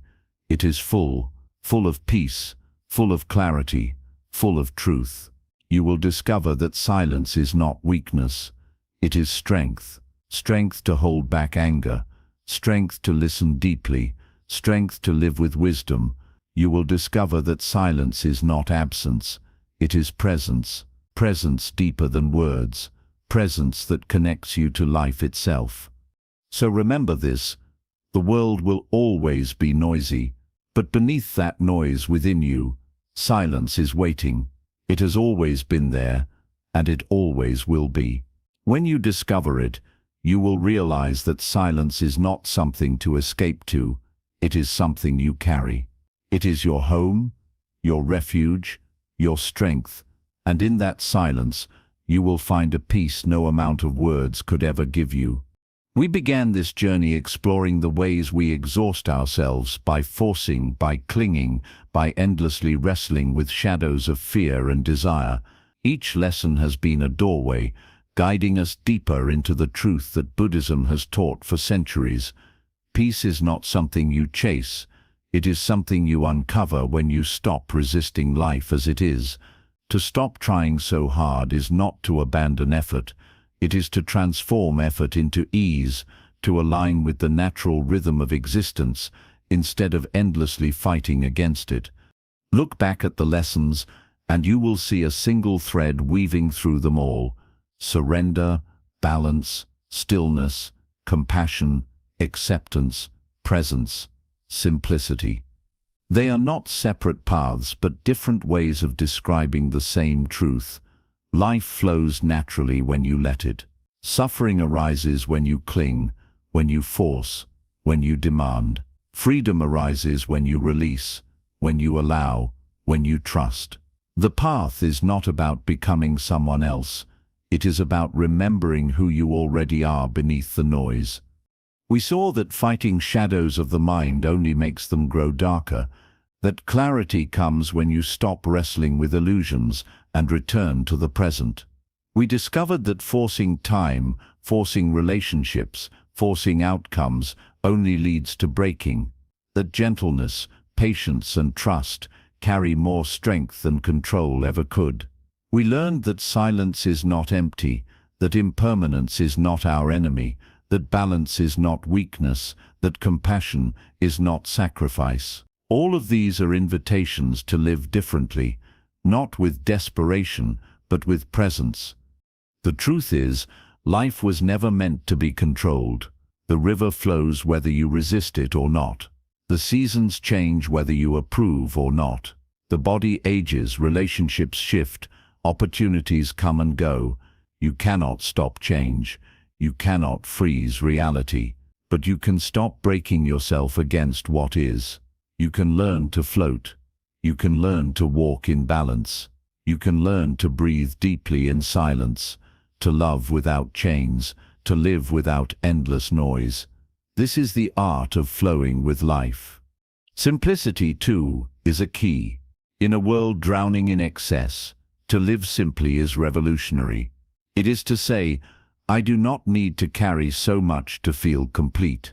I do not need to own so much to feel rich. I do not need to force so much to feel alive.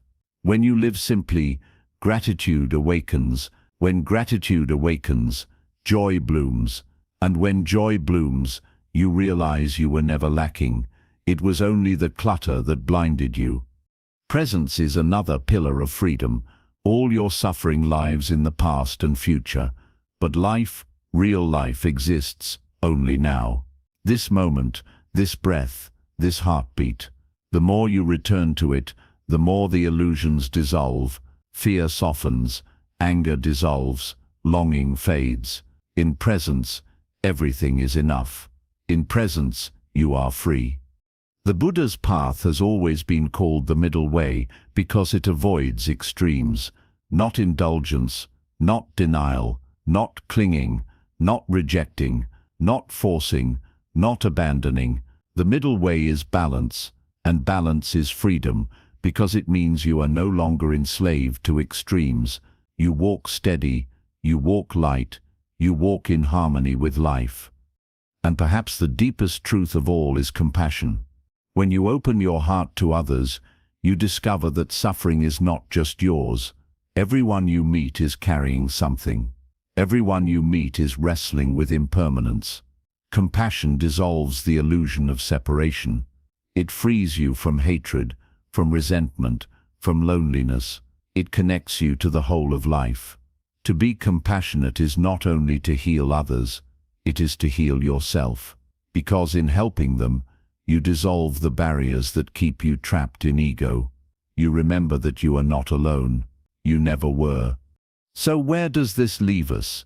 With an invitation to live differently, to stop exhausting yourself with forcing, to stop breaking under clinging, to stop drowning in noise, to stop fearing change, to stop postponing peace. You do not need to run so hard. You do not need to grip so tightly. You do not need to carry so much. You only need to return again and again to the natural flow, to trust the river, to breathe in silence, to act with balance, to live with compassion, to be present. The journey is not about becoming perfect. It is not about reaching some distant finish line of enlightenment. It is about practicing here and now in small ways. Breathing deeply when the mind races, letting go gently when clinging arises, choosing silence instead of needless words, offering compassion instead of judgment, walking the middle path when extremes tempt you, living simply instead of chasing endlessly. Each small practice is a return to the flow, and each return is freedom. Remember this, life does not ask you to force it. The grass grows without your pushing. The sun rises without your command. Your heart beats without your control. Life is already flowing, already carrying you. All it asks is that you stop fighting and start trusting. When you stop trying so hard, life stops feeling so hard. When you release, you are released.